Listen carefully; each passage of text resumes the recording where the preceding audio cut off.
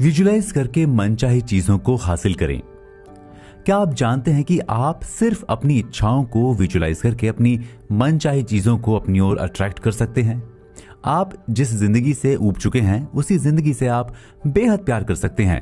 क्या आपको बुरे सपने आते हैं या फिर आप बिना किसी बीमारी के भी बीमार जैसा फील करते हैं, या फिर आप अपनी जिंदगी को एक छोर से लेकर दूसरे छोर तक बदलना चाहते हैं, या फिर आप जो भी मांगते हैं वो पाना चाहते हैं, तो आज की बुक समरी को गौर से सुनें।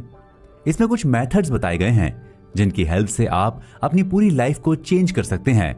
ये मेथड्स कम, गेम ज्यादा हैं, जिन्हें खेलते हुए आप अपनी जिंदगी के हर एरिया में बदलाव ला सकते हैं। जी हाँ, उसे खेल खेल में अपने मनमाफिक ढाल सकते हैं। जिंदगी बहुत आसान है, बहुत मजेदार है। इसे हम खुद ही कॉम्प्लिकेटेड बनाते हैं, अपनी सोच से बनाते हैं। हम जो कुछ भी फील करते हैं वही फीलिंग्स हमें लीड करती हैं। यानी आसान शब्दों में कहें तो अगर हम बुरा फील करेंगे तो बुरी फीलिंग्स हमें लीड करेगी और हमारी जिंदगी में बुरी चीजें होंगी। अच्छा फील करेंगे तो हमारी जिंदगी में सब कुछ अच्छा होगा, क्योंकि उस समय हमें हमारी अच्छी फीलिंग्स गाइड कर रही होंगी। तो नमस्कार, मैं हूं आपका दोस्त चेतन, लेकर आया हूं आस्क एंड इट्स गिवन की हिंदी ऑडियो बुक समरी, जिसके राइटर हैं एस्थर और जेरी हिक्स। ऑथर्स ने पहले इन जादुई अनुभवों को खुद फील किया, फिर उन्होंने दुनिया को बताना शुरू किया। उनकी इन जानकारियों से लाखों लोगों को फायदा हुआ। अभी भी लोग इस किताब के जरिए खुद की पसंदीदा चीजें हासिल करके अपनी जिंदगी को बेहतर बना रहे हैं। ऑथर्स ने अपने इन चमत्कारी अनुभवों को लोगों के सामने इतने सिंपल तरीके से पेश किया कि शुरू में तो लोगों को विश्वास ही नहीं हुआ कि इतनी आसानी से भी जिंदगी को बदला जा सकता है। लेकिन जब लोगों ने इस किताब के बातों को अपनी जिंदगी में अप्लाई करना शुरू किया तो मिलने वाले रिजल्ट से दंग रह गए। ये किताब लॉ ऑफ अट्रैक्शन पर बेस्ड है। ये यूनिवर्स का वो शानदार लॉ है जिसकी हेल्प से आप अपनी जिंदगी में कुछ भी हासिल कर सकते हैं। लेकिन लॉ ऑफ अट्रैक्शन तभी काम करेगा जब आप अपनी मौजूदा इच्छाओं और विचारों में बदलाव लाएंगे। फिर आप इस लॉ के जरिए जो चीज मांगेंगे वो चीज आपको मिल जाएगी। बस आपको वो करना है जो आगे इस बुक में बताया गया है। इस बुक समरी को सुनने के बाद आपके पास इतनी जानकारी होगी कि आप अपनी जिंदगी के जिस भी एस्पेक्ट में बदलाव लाना चाहते हैं बदल सकते हैं, क्योंकि ये किताब आपको चीजों को देखने का एक नया नजरिया देगी। जब आप चीजों को देखने का अपना नजरिया बदलते हैं तो आपको चीजें बदली हुई दिखाई देती हैं।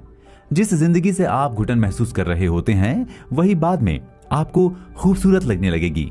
फिर आपके मुंह से यही निकलेगा, काश लाइफ हो तो ऐसी। इस बुक समरी में आगे हम बहुत कुछ जानने वाले हैं। अपनी करंट फीलिंग्स के बारे में जानेंगे, क्योंकि हमें किसी भी बदलाव के लिए सबसे पहले अपनी मौजूदा फीलिंग्स के बारे में जानना होगा। तभी उसमें बदलाव लाकर हम लॉ ऑफ अट्रैक्शन के जादू को महसूस कर सकते हैं। साथ ही हम ये भी जानेंगे कि कभी कभी यूनिवर्स से हम जो चीज मांगते हैं वो ना मिलकर कोई ऐसी चीज मिल जाती है जिसे हम कभी नहीं पाना चाहते। अक्सर ऐसा कई लोगों के साथ होता है, क्योंकि आप जरा सी लापरवाही में नेगेटिव चीजों को भी अपनी ओर अट्रैक्ट कर सकते हैं। क्योंकि लॉ ऑफ अट्रैक्शन के अकॉर्डिंग हम खुद की जिंदगी में खुद ही पॉजिटिव और नेगेटिव थॉट्स को अपनी ओर अट्रैक्ट करते हैं। लेकिन टेंशन ना लें, आगे ये भी क्लियर हो जाएगा कि हमें अपनी पसंदीदा चीजों को मांगने के लिए अपने किस मेंटल स्टेट में होना चाहिए, यानी कैसा फील करना चाहिए। हम आगे मैजिकल क्रिएशन बॉक्स के बारे में जानेंगे, जिसकी हेल्प से आप वे सारी चीजें खुद हासिल कर सकते हैं जो आप उस बॉक्स में विजुलाइज करके डालेंगे। हम अपने सपनों की वैल्यूएशन करना सीखेंगे, बुरे सपनों से बचना सीख जाएंगे और ये भी जानेंगे कि कैसे हमेशा तरोताजा और हेल्थी फील किया जाए। ऐसी बहुत सारी बातों को हम आगे के चैप्टर्स में जानने वाले हैं। हमारे साथ यूं ही बने रहें और सुनते रहें आस्क एंड इट्स गिवन की ऑडियो बुक समरी। तो चलिए चलते हैं अपने नेक्स्ट चैप्टर की ओर। अपने स्पिरिचुअल गाइड के बारे में जानें। आपको इस बुक में स्पिरिचुअल प्रैक्टिकलिटी का डायरेक्ट एक्सपीरियंस मिलेगा। आप जो बनना चाहते हैं वो कैसे बने, कैसे करें या हासिल करें, आपको सब चीजों का अच्छे से पता होता है। बस आपको उसे जानने के लिए खुद के अंदर की पावर से कांटेक्ट बनाना होता है। साथ ही इस बुक में आपको यह भी बताया गया है कि ये कैसे जानेंगे कि आपको किन चीजों को नहीं करना है। वे चीजें आपकी जिंदगी में ना आए जो आपको अच्छी नहीं लगती, क्योंकि आपका ज्यादातर टाइम ऐसी चीजों में ही बेकार जाता है। इस बुक में नॉन फिजिकल एंटाइटी अब्राहम की टीचिंग्स के बारे में बताया गया है। यानी एक ऐसी कॉन्शियसनेस जो फिजिकल फॉर्म में नहीं होती। ऑथर्स ने उस चेतना से जो कुछ सीखा है उसी को इस बुक में तब्दील कर दिया है। तो ऐसे में हमें अब्राहम के बारे में जानना बहुत जरूरी हो जाता है। इसी वजह से कुछ लोग जेरी और एस्थर को भी अब्राहम कहकर पुकारने लगते हैं। अब्राहम की वजह से ही दोनों की नॉर्मल लाइफ स्पिरिचुअल लाइफ में चेंज हो गई थी। आगे की लाइफ में क्या करना है उन्हें गाइडेंस मिलने लगा। सबसे पहले तो जानते हैं कि जेरी और एस्थर ने अपने स्पिरिचुअल कॉन्शियसनेस को कैसे डेवलप किया। दोनों अपने कई सवालों को लेकर बहुत परेशान रहते थे। एस्थर की पास्ट लाइफ तो फिर भी ठीक थी, लेकिन जेरी के दिमाग में बचपन से ही बहुत सारे सवाल घुसे पड़े थे, जिसकी वजह से वो अपने अंदर अजीब फील करते थे। एक दिन उनकी मुलाकात एक ऐसी लेडी से हुई जिसका अपनी स्पिरिचुअल कॉन्शियसनेस से अच्छा रिलेशन था। वो लोगों के सभी सवालों के जवाब और समस्याओं के सलूशन बताया करती थी। उसके पास जेरी और एस्थर के भी सभी सवालों के जवाब थे। एस्थर बताती हैं कि वो उतनी स्पिरिचुअल नहीं थी, लेकिन हाँ, वो संडे क्लासेस में जाती थीं। वहां पर शैतानों के बारे में इतना बताया गया था कि उनके दिमाग में शैतानों के प्रति डर भर गया था। उन्होंने सुन रखा था कि शैतान ये कर देते हैं, शैतान वो कर देते हैं, शैतान से दूर रहना चाहिए। ऐसी ही कई चीजें बताई गई थीं। इस वजह से वो बहुत चीजों से डरने लगी थीं। इस डर को और अपने कुछ सवालों को एस्थर भी जानना चाहती थीं। उनके और जेरी के सभी सवालों के जवाब मिल चुके थे। फिर वे उस लेडी को एक लास्ट सवाल करते हैं कि वे अपने गोल्स को और ज्यादा इफेक्टिव तरीके से कैसे हासिल करें। उन्हें जवाब मिलता है कि मेडिटेशन और प्रेयर से। एस्थर को मेडिटेशन का आइडिया बिल्कुल भी पसंद नहीं आया, क्योंकि मेडिटेशन का नाम सुनते ही उनके दिमाग में उन लोगों के चेहरे दिखने लगे जो भीख मांगने के लिए कांटों पर लेटे रहते हैं, अंगारों पर चलते हैं, कई सालों तक एक ही पैर पर खड़े रहते हैं। ऐसे लोगों को उन्होंने एयरपोर्ट्स और ऐसी कई पब्लिक प्लेसेस पर भीख मांगते देखा था। तब वो उस लेडी को मेडिटेशन के बारे में और क्लियर करने के लिए कहती हैं। उसने कहा कि मेडिटेशन करने के लिए आपको एक क्वाइट रूम में कंफर्टेबल कपड़े पहनकर बैठना है और अपनी सांसों पर फोकस करना है। जब आपका दिमाग इधर उधर भटके तो आप अपने थॉट्स को फ्री छोड़ दें, अपनी सांसों पर फोकस करें। शुरुआत में मेडिटेशन करने पर सभी का मन भटकता है। कुछ लोग तो कुछ दिन बाद ही इसे करना छोड़ देते हैं। अगर आपके साथ भी ऐसा होता है तो आप भी इस सिंपल टेक्निक को अपनाएं और आगे भी सुनें। फिर एस्थर एक और क्वेश्चन करती हैं कि कोई ऐसी प्रेयर बता सकती हैं जिसको मेडिटेशन में किया जा सके। तब वो उन्हें बताती हैं कि आप अपना नाम ले सकती हैं। मेडिटेशन का कमाल यही है कि आपको सिर्फ अपनी सांसों पर फोकस करना है। आगे क्या करना है आपको खुद ब खुद पता चलता चला जाएगा। उस लेडी के साथ उनका ये सेशन बहुत अच्छा रहा।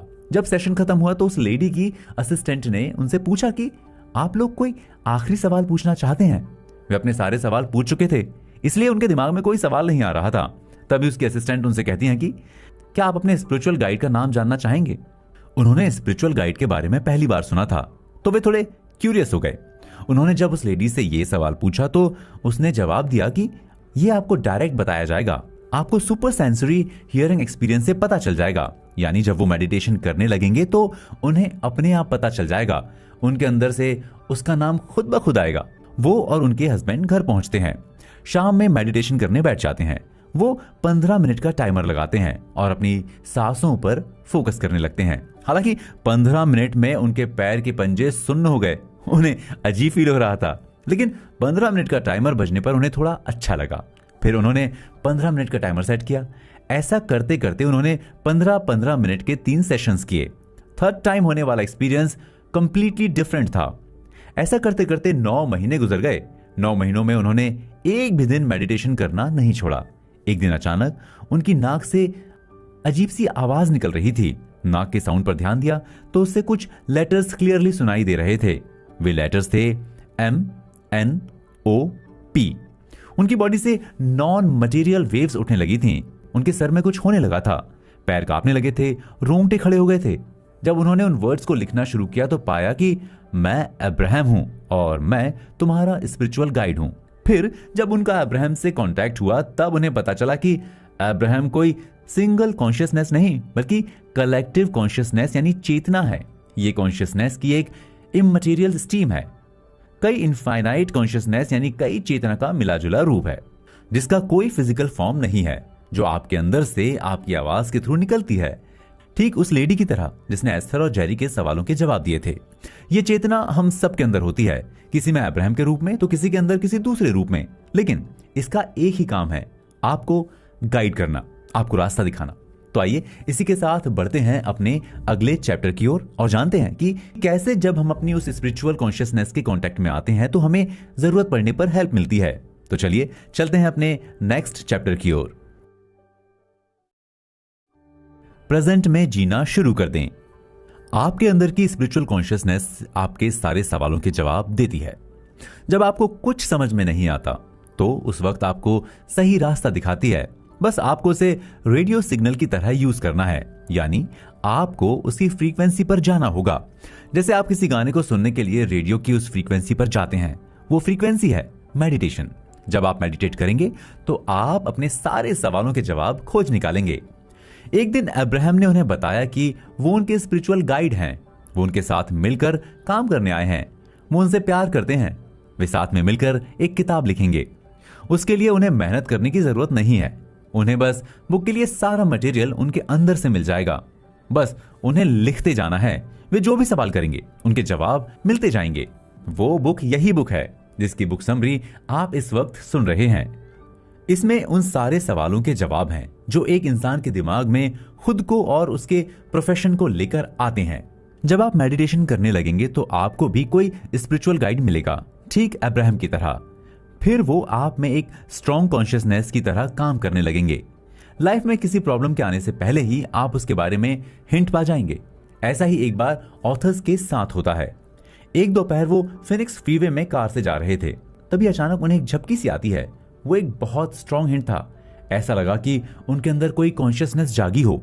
ऐसा देखते हैं कि उनकी कार दो बड़े ट्रकों के बीच में है। ऐसा लग रहा था जैसे वे ट्रक उनके ऊपर चढ़ जाएंगे। तभी अब्राहम उनके मुंह से बोलते हैं कि अगली एग्जिट से बाहर निकल जाओ। उन्होंने वैसा ही किया। वे ओवरपास के नीचे पार्किंग लॉट में रुक गए। जेरी और अब्राहम बात कर रहे थे। एस्थर की आंखें क्लोज थीं। जब जेरी अब्राहम के सवालों के जवाब दे रहे थे तो वे सारी बातें सुन रही थीं। ऑथर्स का मानना है कि अब्राहम के आने से उनकी जिंदगी काफी एक्साइटिंग और चेंज हो गई थी। वो एक टीचर की तरह उन्हें सब कुछ समझाते थे। वो उन लोगों को हर चीज में गाइड करने लगे थे। वे जहां भी रहते थे उनकी केयर करते थे। वो जहां जाना चाहते थे उनका गाइडेंस करते थे। वे जो हासिल करना चाहते थे उसके लिए उनकी हेल्प करते थे। इवन किसी भी डिसीजन को लेने में उनकी हेल्प भी करते थे। यहां तक कि वो उनकी इच्छाओं को भी जान लेते थे और उनको पूरा करने में उनकी हेल्प करते थे। एस्थर बताती हैं कि आपकी स्पिरिचुअल कॉन्शियसनेस का काम आपको किसी चीज की तरफ ले जाना या उससे दूर ले जाना नहीं है। आपको क्या चाहिए इसका डिसीजन भी आपको खुद लेना होगा, यानी अपनी इच्छा से लेना होगा। उसका काम आपकी इस इच्छा को पूरा करने के रास्ते को खोजना है और उस रास्ते पर चलने के लिए आपको मोटिवेट करना है। ऑथर का मानना है उन्होंने स्पिरिचुअल कॉन्शियसनेस से जो सीखा है वो ये है कि आपको अपने प्रेजेंट में जीना चाहिए। फिजिकल और नॉन फिजिकल डायमेंशन में ज्यादा फर्क नहीं होता। आपका मेंटल वर्ल्ड नॉन मटेरियल की मेंटल इमेजिनेशन से निकला है। मटेरियल वर्ल्ड में हम बात करते हैं, लेकिन नॉन मटेरियल वर्ल्ड में किसी लैंग्वेज की जरूरत नहीं होती। उनके पास ना तो बोलने के लिए जुबान है ना सुनने के लिए कान, लेकिन फिर भी वो आपकी बातों को सुन और समझ लेती हैं। जब वो किसी के अंदर अवेकन होती हैं तो वो उसी की लैंग्वेज में बात करती हैं। आपकी स्पिरिचुअल कॉन्शियसनेस का काम आपको फिजिकल एक्सटेंशन देना है और सभी चीजों को कंट्रोल करने वाले यूनिवर्स के लॉस की याद दिलाना होता है। ऑथर्स का मानना है कि सभी इंसान उसके साथ क्लियरली बात कर सकते हैं, लेकिन ये जानने के बाद भी ज्यादातर लोग इसके प्रति जागरूक नहीं होते। इसी वजह से वे अपने सवालों और अपनी प्रॉब्लम्स में उलझे हुए होते हैं। वे अपनी जिंदगी को अच्छे तरीके से नहीं जी पाते। जब आपकी कॉन्शियसनेस जाग जाती है तब आप अपने नॉलेज की फ्रीक्वेंसी पर होते हैं, ठीक रेडियो सिग्नल की तरह। वो उन फ्रीक्वेंसीज से जो जानकारी हासिल करती हैं उसी को आपको शब्दों में ट्रांसलेट कर देती हैं। उन्होंने उस नॉन फिजिकल कॉन्शियसनेस से जो सबसे बड़ी बात सीखी वो ये थी कि हमें प्रेजेंट में जीना चाहिए। हम जहां पर जिस मोमेंट में हैं उसमें खुश रहना चाहिए। हालांकि ये जितना सुनने में आसान लगता है, करने में थोड़ा मुश्किल है, क्योंकि हम ज्यादातर अपने पास्ट की चीजों में उलझे रहते हैं। लेकिन ये पक्का है, जब आप अपने प्रेजेंट में जीने लगेंगे तो आप उस पावर को समझ जाएंगे। उसकी हेल्प से ही आप हैप्पी और हेल्थी लाइफ पा सकते हैं। ऑथर का कहना है कि आपका ट्रू नॉलेज आपके अपने लाइफ एक्सपीरियंस से ही मिलता है। इसलिए जब भी आप लाइफ में किसी प्रॉब्लम में फंसे या मुश्किल दौर से गुजर रहे हो तो घबराएं नहीं, आप उससे सीख लें। आपकी लाइफ चेंज होने लगेगी, आप अपनी लाइफ से हैप्पी और सेटिस्फाइड होने लगेंगे। इसलिए ऑथर आपको यही सलाह देते हैं कि आप जैसे भी हैं वैसे खुद को एक्सेप्ट करें। आपके पास एक कंप्लीट लाइफ होती है, आप कभी भी इसमें इनकम्प्लीट महसूस ना करें। जब आप अपनी प्रेजेंट में जीते हैं, आप खुद को एज इट इज एक्सेप्ट कर लेते हैं, आपको आपके सारे सवालों के जवाब मिलने लगते हैं, आपकी सारी प्रॉब्लम्स के सॉल्यूशंस मिलने लगते हैं। आप फालतू की चीजों और फालतू की बातों में उलझते नहीं, आपको जो करना होता है उसी पर फोकस करते हैं और उसे हासिल करते हैं। तो आइए इसी के साथ बढ़ते हैं अपने अगले चैप्टर की ओर, जिसमें हम जानेंगे कि किस तरह से आप अपने खुद के एक्सपीरियंसेस को क्रिएट करते हैं और क्यों आपकी सभी पावर प्रेजेंट टाइम में ही रहने पर काम करती हैं। लाइफ एक्सपीरियंस से सबक लें। अपनी मनचाही चीज या गोल को पाने के लिए सबसे पहले आपको खुद के बारे में जानना होता है। आप हकीकत में क्या हैं और क्या बन गए हैं, आप किस ओर जा रहे हैं। जब आप ये जान जाते हैं तो आपको पता चलता है कि आपको क्या बनना है। इसके साथ ही आपको अपने पास्ट और फ्यूचर के रिलेशन को समझना होगा। इससे आपको आपके सवालों के जवाब मिलने लगेंगे। बस आप गौर से इस ऑडियो बुक समरी को सुनते रहें, आप अपने अंदर की पोटेंशियल पावर से रूबरू होते जाएंगे। आपको अपनी लाइफ एक्सपीरियंस से सबक लेना चाहिए, आप ही उनके क्रिएटर होते हैं। आपकी लाइफ में होने वाला हर एक्सपीरियंस आपको सिखाता है, वही आपको बताता है कि असल में आपको क्या चाहिए। आपको खुद से सवाल करना चाहिए कि क्या आप अपनी इच्छाओं के डेवलप होने को एंजॉय कर रहे हैं। क्या आप ये समझ पा रहे हैं कि आपके अंदर नई इच्छाएं पैदा हो रही हैं? क्योंकि दुनिया में बहुत कम इंसान आपको मिलेंगे जो ये कहेंगे कि वो अपनी इच्छाओं के डेवलपमेंट को एंजॉय कर रहे हैं। ज्यादातर इंसान ऐसे मिलेंगे जो अपनी इच्छाओं के पूरे न होने से दुखी हैं। कोई अपनी जॉब से जब खुश नहीं है, कोई अपने बिजनेस और रिश्तों से खुश नहीं है, कुछ लोग तो अपनी बॉडी की बनावट से ही खुश नहीं है। ऑथर का कहना है कि आप अपनी इन प्रॉब्लम से बहुत आसानी से निकल सकते हैं, उन सभी चीजों को पाने का रास्ता खोज सकते हैं जो असल में आप पाना चाहते हैं। जब आप अपने अंदर की पावर को फील करेंगे, उस स्पिरिचुअल कॉन्शियसनेस से कांटेक्ट बनाएंगे, आपको सब पता चल जाएगा। आपके अंदर ही सब चीजें दबी पड़ी होती हैं, वही आपका ट्रू नेचर है। जब आप अपने ट्रू नेचर को जान जाते हैं तो आप फिर से ऑप्टिमिज्म, पॉजिटिव एक्सपेक्टेशन और खुशी से भर जाते हैं। हर इंसान के अंदर एक कॉमन डिजायर यानी इच्छा होती है, लाइफ को एंजॉय करना। वो अपने मन माफिक आजाद होकर अपनी लाइफ जीना चाहता है। इसके लिए सबसे आसान तरीका यही है कि सबसे पहले तो आप जैसे हैं खुद को वैसे एक्सेप्ट कर लें। आपने जो बॉडी पाई है वो शानदार है। आप खुद से कहें कि आपके पास खुशियां ही खुशियां हैं। जब आप ऐसा सोचने लगेंगे तो आप खुशी और सारी पावर को हासिल करने लगेंगे, जो आपको आपकी मन माफिक जिंदगी की तरफ ले जाएगी। आपके अंदर सेल्फ कॉन्फिडेंस बढ़ने लगेगा। आपके अंदर वो पावर छुपी हुई है जिनकी हेल्प से आप अपनी पसंद की हर चीज हासिल कर सकते हैं। आपको अपनी उस सिचुएशन से प्यार करना शुरू करना होगा जिसमें आप अभी इस वक्त हैं।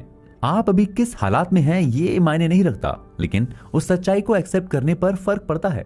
आपके पास क्या नहीं है उसके बारे में टेंशन ना लें।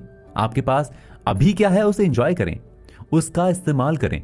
खुद से और दूसरों से प्यार करना शुरू कर दें। आपके पास जो कुछ भी है उसको कम करके आंकना छोड़ दें, क्योंकि आपके दुख का सबसे बड़ा कारण यही है। इसी वजह से लाइफ को आप एंजॉय नहीं कर पा रहे हैं, अपने अंदर की पावर को फील नहीं कर पा रहे हैं। आप जब पैदा होते हैं तो आप नेचर के नॉलेज के साथ पैदा होते हैं। उस नॉलेज से ही आप खुद को क्रिएट करते हैं। आपके अंदर उस नॉलेज की फाउंडेशन इतनी गहरी होती है कि आप जो भी हासिल करना चाहते हैं उसके लिए आपको मदद मिलती है। लेकिन जैसे जैसे आप बड़े होते हैं वैसे वैसे आप उस नॉलेज और पावर से अनजान होते चले जाते हैं, जबकि आप इस बात को जानते भी हैं कि आपको खुद की जिंदगी कैसे जीनी है। ये आप पर डिपेंड करता है। आप बड़े होते हैं, आप अपनी इच्छाओं की बागडोर दूसरों को थमा देते हैं, उनके हिसाब से चलने लगते हैं, उनकी बातों पर ज्यादा ध्यान देने लगते हैं। इस चक्कर में आप उलझ कर रह जाते हैं। आप अपने अंदर की उस पावर को भूल जाते हैं कि आप अपना गाइडेंस खुद कर सकते हैं, आप फ्री हैं। लेकिन जब आप सोसाइटी के हिसाब से चलने लगते हैं तो आप बंधा हुआ महसूस करने लगते हैं।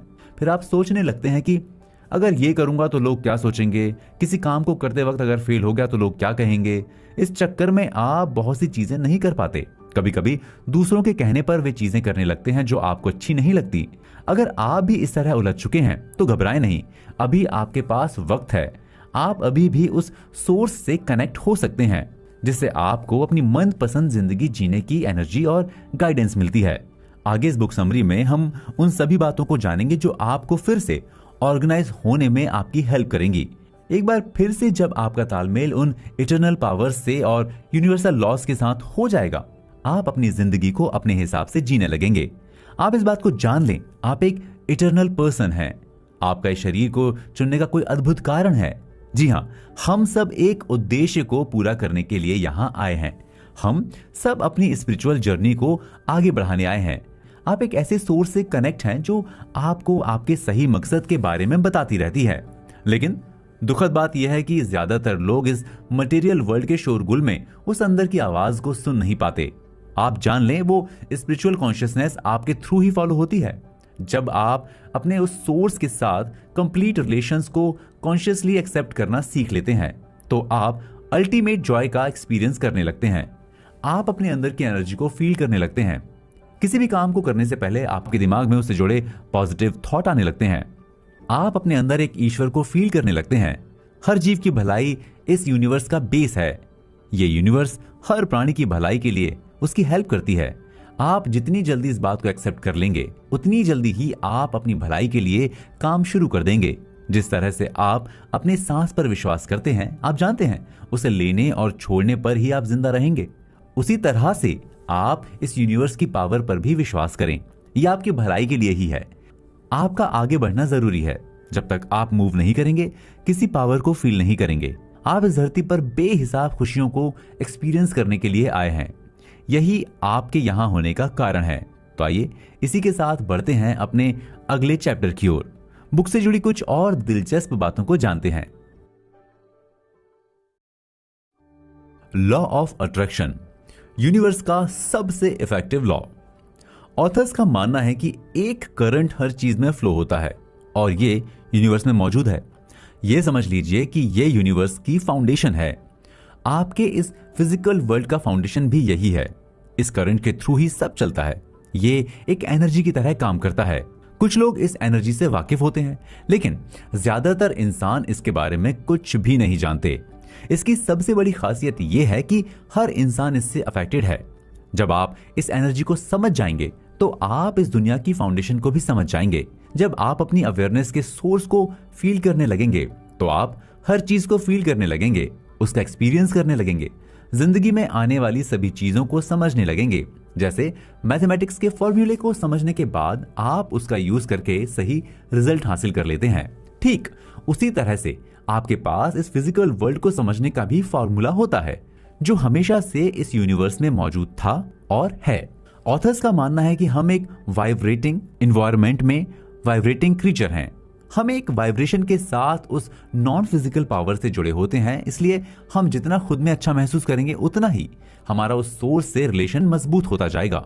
इसी के ऑपोजिट, आप जितना बुरा महसूस करेंगे उतना ही आप उस सोर्स को कम फील कर पाएंगे। आप यहाँ एक जिंदगी को जीने आए हैं, उसमें आप खुश नहीं हैं, आप बुरा महसूस कर रहे हैं। इसका मतलब यह है कि आप उस सोर्स से कांटेक्ट बनाने के लिए खुद को रोक रहे हैं। आप अपने इमोशंस के सिग्नल्स पर गौर करके सभी चीजों को अच्छे से समझ सकते हैं। जिस लाइफ को आप अभी जी रहे हैं या जी चुके हैं, उसके मतलब को समझ जाएंगे। जब आप उस सोर्स से कनेक्ट हो जाते हैं तो आप उसे प्योरिटी और सहजता से एक्सपीरियंस करने लगते हैं। फिर आप अपनी आगे की लाइफ के लिए प्लानिंग कर सकते हैं, जिससे आपको खुशी मिलेगी। आपको अपनी लाइफ को जीने का मकसद मिल जाएगा। जैसा कि हम पहले ही बता चुके हैं कि हम यहाँ एक मकसद को पूरा करने के लिए आए हैं। हम अपने उस मकसद को तभी पूरा कर पाएंगे जब हम उस सोर्स से जुड़ेंगे।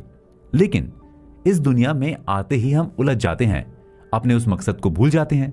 जब आप अपने मकसद को भूल जाते हैं तो वहीं से आपकी प्रॉब्लम्स शुरू हो जाती हैं, क्योंकि आपको समझ में ही नहीं आता कि आपको करना क्या है।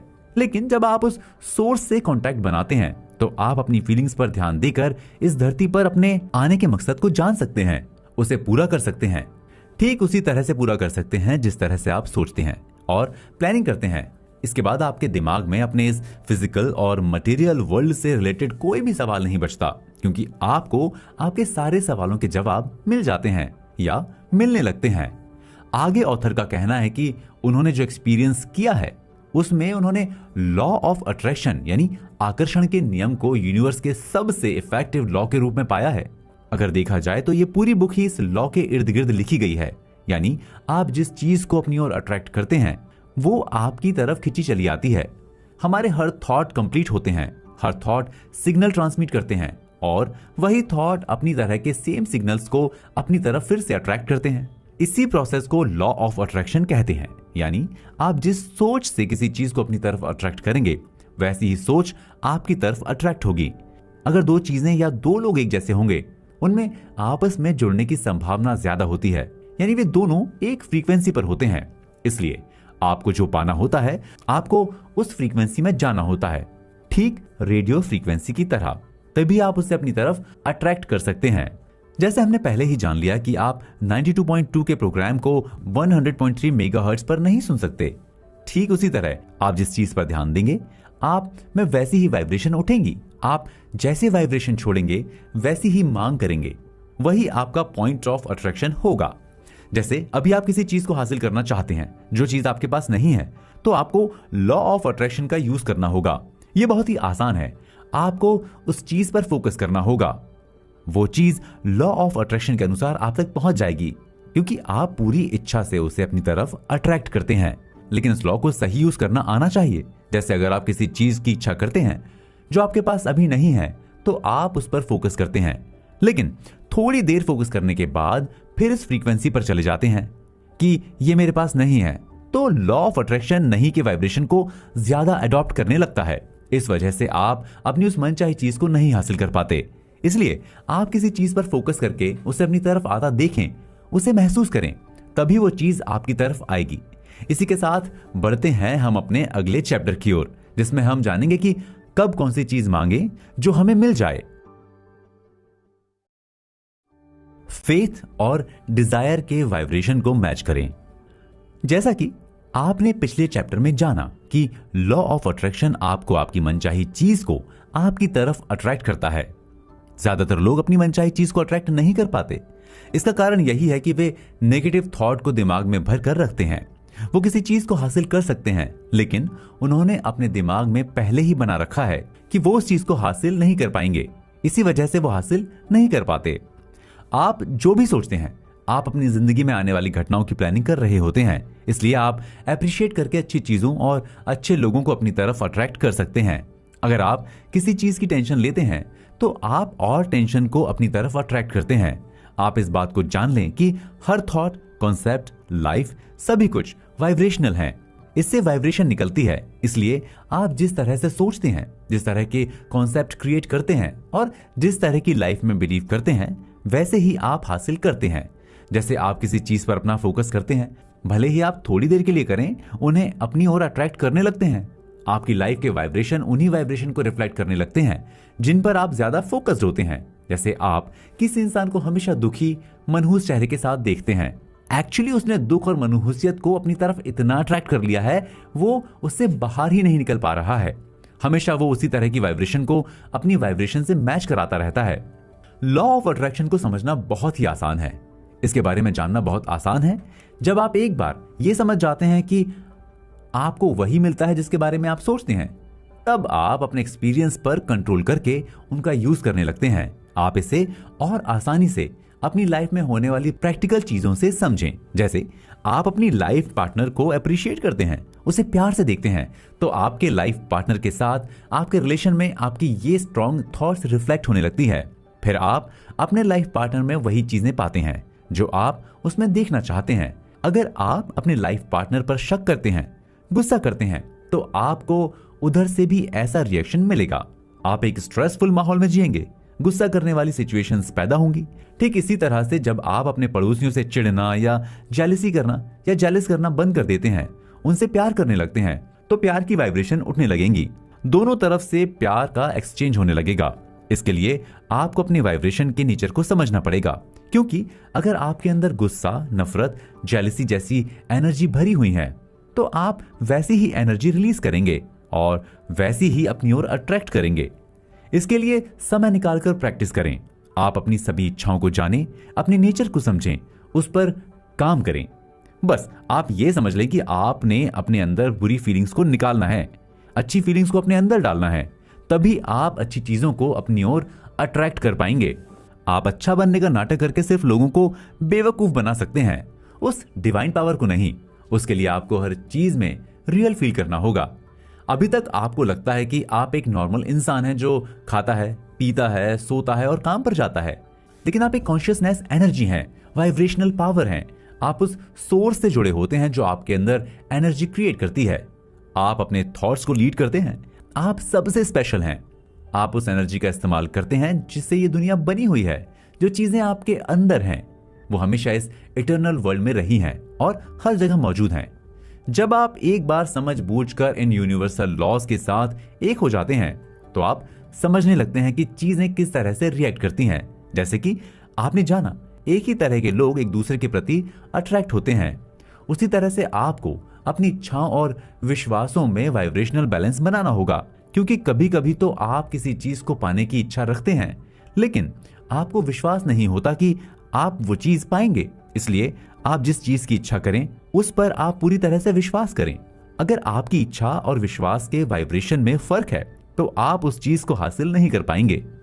जब आप अपनी इच्छा और विश्वास में तालमेल बना लेते हैं तब आप उस सोर्स के वाइब्रेशन से कनेक्ट हो जाते हैं।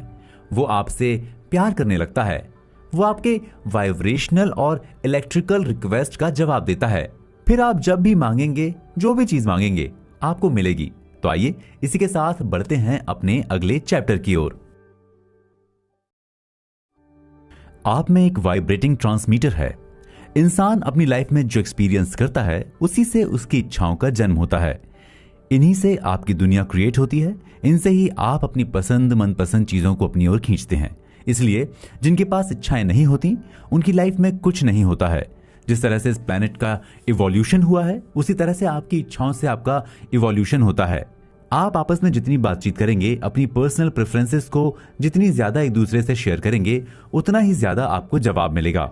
वैसे ही आप उस सोर्स से जितनी बातचीत करेंगे आपको उतना ही जवाब मिलेगा। आप इसे इस तरह से भी कह सकते हैं कि आपके पास उस सोर्स की इतनी पावरफुल स्ट्रीम मौजूद है, इससे आप अपनी पर्सनल प्रेफरेंसेस को पूरा कर सकते हैं या हासिल कर सकते हैं। आगे ऑथर का कहना है कि बुराई का कोई सोर्स नहीं होता। ये तो उस चीज का विरोध है जिसे आप अच्छा मानते हैं। ठीक इसी तरह से बीमारी का भी कोई सोर्स नहीं होता। जब आप हेल्थ बेनिफिट्स पर विश्वास नहीं करते तो आप ना चाहते हुए भी बीमारियों को अपनी ओर अट्रैक्ट करते हैं। इस तरह से अगर आप किसी चीज पर विश्वास नहीं करते तो आपके साथ ठीक इसका उल्टा होगा। आजकल आप ज्यादातर लोगों को परेशान और दुखी देखते होंगे। इसका सबसे बड़ा कारण यह है कि वे जिस तरह से जी रहे हैं उनकी मांगे हाईएस्ट और डीपेस्ट कंडीशन में होती हैं। आजकल इंसान अपने लिए अच्छी चीजें मांगता तो है लेकिन वो अपने दुखों में इतना डूबा रहता है कि उनकी मांगों का कोई फायदा नहीं होता। आप जो भी चाहते हैं वो सारी चीजें इस दुनिया में काफी मात्रा में मौजूद हैं, लेकिन उन्हें पाने के लिए आपको उनके साथ तालमेल बैठाना होगा। अगर आप किसी चीज के एग्जिस्टेंस में विश्वास नहीं करते तो आप उसे हासिल नहीं कर सकते। उस सोर्स से जुड़ने के लिए आपको किसी टाइम सिचुएशन में होने की जरूरत नहीं है। आप किसी भी समय उस सोर्स से जुड़ सकते हैं। इसके लिए आपको अपने एनवायरनमेंट या सर्कमस्टेंसेस में कुछ बदलना नहीं होता। अगर आप इस समय बुरी हालत में हैं, आप जेल में हैं, आप बैंकरप्ट हो चुके हैं या फिर आपका डिवोर्स हो चुका है, इससे कोई फर्क नहीं पड़ता। आप उस सोर्स से कभी भी कनेक्ट हो सकते हैं।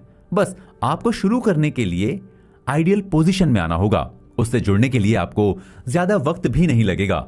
जिस दिन आप पूरे दिल से उससे जुड़ने का मन बना लेंगे उसी दिन से आप खुद में बदलाव महसूस करना शुरू कर देंगे। बस इसके लिए आपको यूनिवर्सल लॉज की थोड़ी बहुत समझ होनी चाहिए। उन्हें एक्सेप्ट करके मजबूती से उनकी ओर बढ़ना होगा। जैसे आप एक डेस्टिनेशन से दूसरी डेस्टिनेशन पर जाने का प्लान बनाते हैं। पहले आप दोनों के बीच की दूरी का पता लगाते हैं, किस रास्ते जाना है उसके बारे में पता लगाते हैं। अगर आपको नहीं पता होता तो आप दूसरों से पूछते हैं, फिर जहां आपको पहुंचना होता है वहां के लिए निकलते हैं। रास्ते में आपको बहुत सारी परेशानियां आती हैं, लेकिन किसी भी तरह से आप अपने डेस्टिनेशन तक पहुंचते हैं। कभी कभी आप रास्ता भटक जाते हैं, बहुत परेशान हो जाते हैं, फिर भी आप वहां किसी तरह पहुंचते ही हैं। आप पीछे की तरफ नहीं लौटते, क्योंकि आप दिमाग में बैठा चुके होते हैं कि आपको उस जगह पर पहुंचना ही है। ठीक उसी तरह से जब आप उस सोर्स से जुड़ना चाहते हैं तो आपको इसी विश्वास के साथ आगे बढ़ना होगा। उस सोर्स के बारे में बेसिक चीजें पता करके उसकी ओर बढ़ें। रास्ते में परेशानियां आएंगी, लेकिन वो आपको रोक नहीं पाएंगी, क्योंकि आपने ठान लिया है कि आपको वहां पहुंचना ही है। जब आप आगे बढ़ने लगेंगे तो आपको खुद एनर्जी मिलने लगेगी, जिससे आप सारी परेशानियों का सामना कर सकते हैं। फिर ये एंडलेस जर्नी आपकी लाइफ का हिस्सा बन जाएगी। आप इसे एंजॉय करने लगेंगे। आप अपनी बॉडी को जितना फिजिकल मानते हैं उससे कहीं ज्यादा ये वाइब्रेटिंग है। आप एक वाइब्रेटिंग ट्रांसमीटर हैं, हर पल सिग्नल देते रहते हैं। जब आप इस फिजिकल बॉडी में रहते हुए अवेकनिंग स्टेट में होते हैं तो आप लगातार बहुत ही स्पेसिफिक और आसानी से पहचाने जाने वाले सिग्नल छोड़ते हैं। फिर आपके उन सिग्नल्स को तुरंत समझा जाता है और उसका जवाब दिया जाता है। आप जो सिग्नल छोड़ते हैं उससे आपकी सिचुएशन, प्रेजेंट और फ्यूचर समझ में आता है।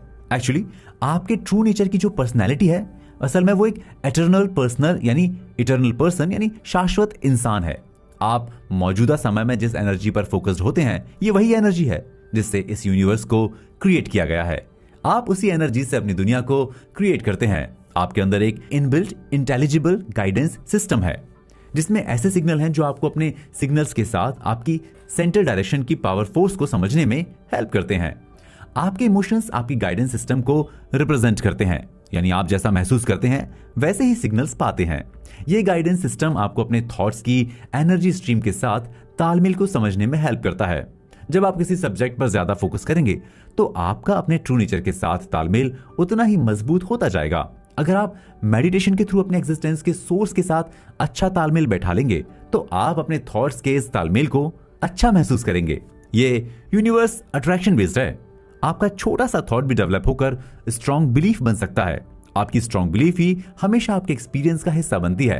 इसलिए बार बार ऑथर्स आपको अपने एक्सपीरियंस से सीखने के लिए जोर देते हैं। इसी के साथ चलिए बढ़ते हैं अपने अगले चैप्टर की ओर, जिसमें हम इस बुक की कुछ और इंस्पिरेशनल बातों के बारे में जानेंगे। पांचों सेंसेस को अच्छे से जागृत करें। ऑथर का कहना है कि आपकी इमोशनल रिस्पॉन्स का बहुत ही इंपॉर्टेंट रोल होता है। जब आप पैदा होते हैं तब से आपको चीजों को लेकर समझने की एक शक्ति होती है, एक वाइब्रेशन होती है। यदि आप बोलने से पहले अपनी फीलिंग्स का यूज करके चीजों को समझने लगते हैं तो आप अपनी पांचों सेंसेस का इस्तेमाल करके अपने लाइफ एक्सपीरियंसेस के बारे में जान सकते हैं। आपके अंदर फीलिंग्स के रूप में ऐसे सेंसर होते हैं जो आगे चलकर आपके आसपास होने वाली चीजों के बारे में बताने लगते हैं। फिर आपको इस पल जो एक्सपीरियंस हो रहा है उसे समझने में मदद करती हैं।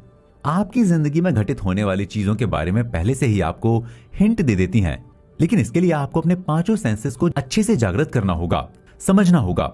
जिस तरह से आपकी देखने की पावर सुनने और सूंघने की पावर से अलग होती है, सुनने की पावर आपके टच करने की पावर से अलग होती है, लेकिन इसके बाद भी ये सभी आपको हर चीज के बारे में अपने अपने तरीके से बिना बोले बताते हैं। आपको हर चीज के बारे में आगाह करते हैं, आपको सही वक्त पर सही जानकारी देते हैं। फॉर एग्जाम्पल, अगर आपके सामने एक गर्म पत्थर पड़ा हुआ है, आप उसे देखकर ये नहीं पता कर सकते कि वो गर्म है। आप उसे सुनकर और सूंघकर भी ये नहीं पता कर सकते कि वो गर्म है। लेकिन जैसे ही आप अपने हाथ को उस पत्थर के पास या किसी बॉडी पार्ट को ले जाएंगे तो आपकी त्वचा की सेंसेशन से आपको पता चल जाएगा कि वो पत्थर गर्म है। आप सही समय पर किसी अनहोनी या बुरी घटना से बच जाएंगे। ठीक इसी तरह से आपके पांचों सेंसेस, जैसे जिन्हें इंद्रियां भी कहते हैं, उनका काम भी इसी तरह का होता है।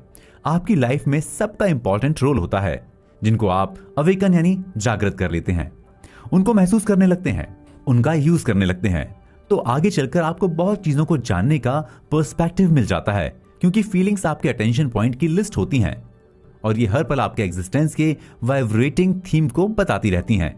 आपकी फीलिंग्स सिर्फ आपके सोर्स से आपको जोड़ने का काम करती हैं। जब आपने इस फिजिकल बॉडी में आने का डिसीजन लिया था, तब आप सोर्स के साथ अपने रिलेशन को अच्छी तरह से समझते थे। आप जानते थे कि आपकी फीलिंग्स लगातार इंडिकेटर का काम करती हैं, जो आपको हर सोर्स के साथ मौजूद आपके रिश्तों के बारे में बताती रहती हैं। इसी वजह से आपको कभी किसी रिस्क या कंफ्यूजन का एहसास नहीं होता, बल्कि एक सच्ची खुशी की फीलिंग होती है।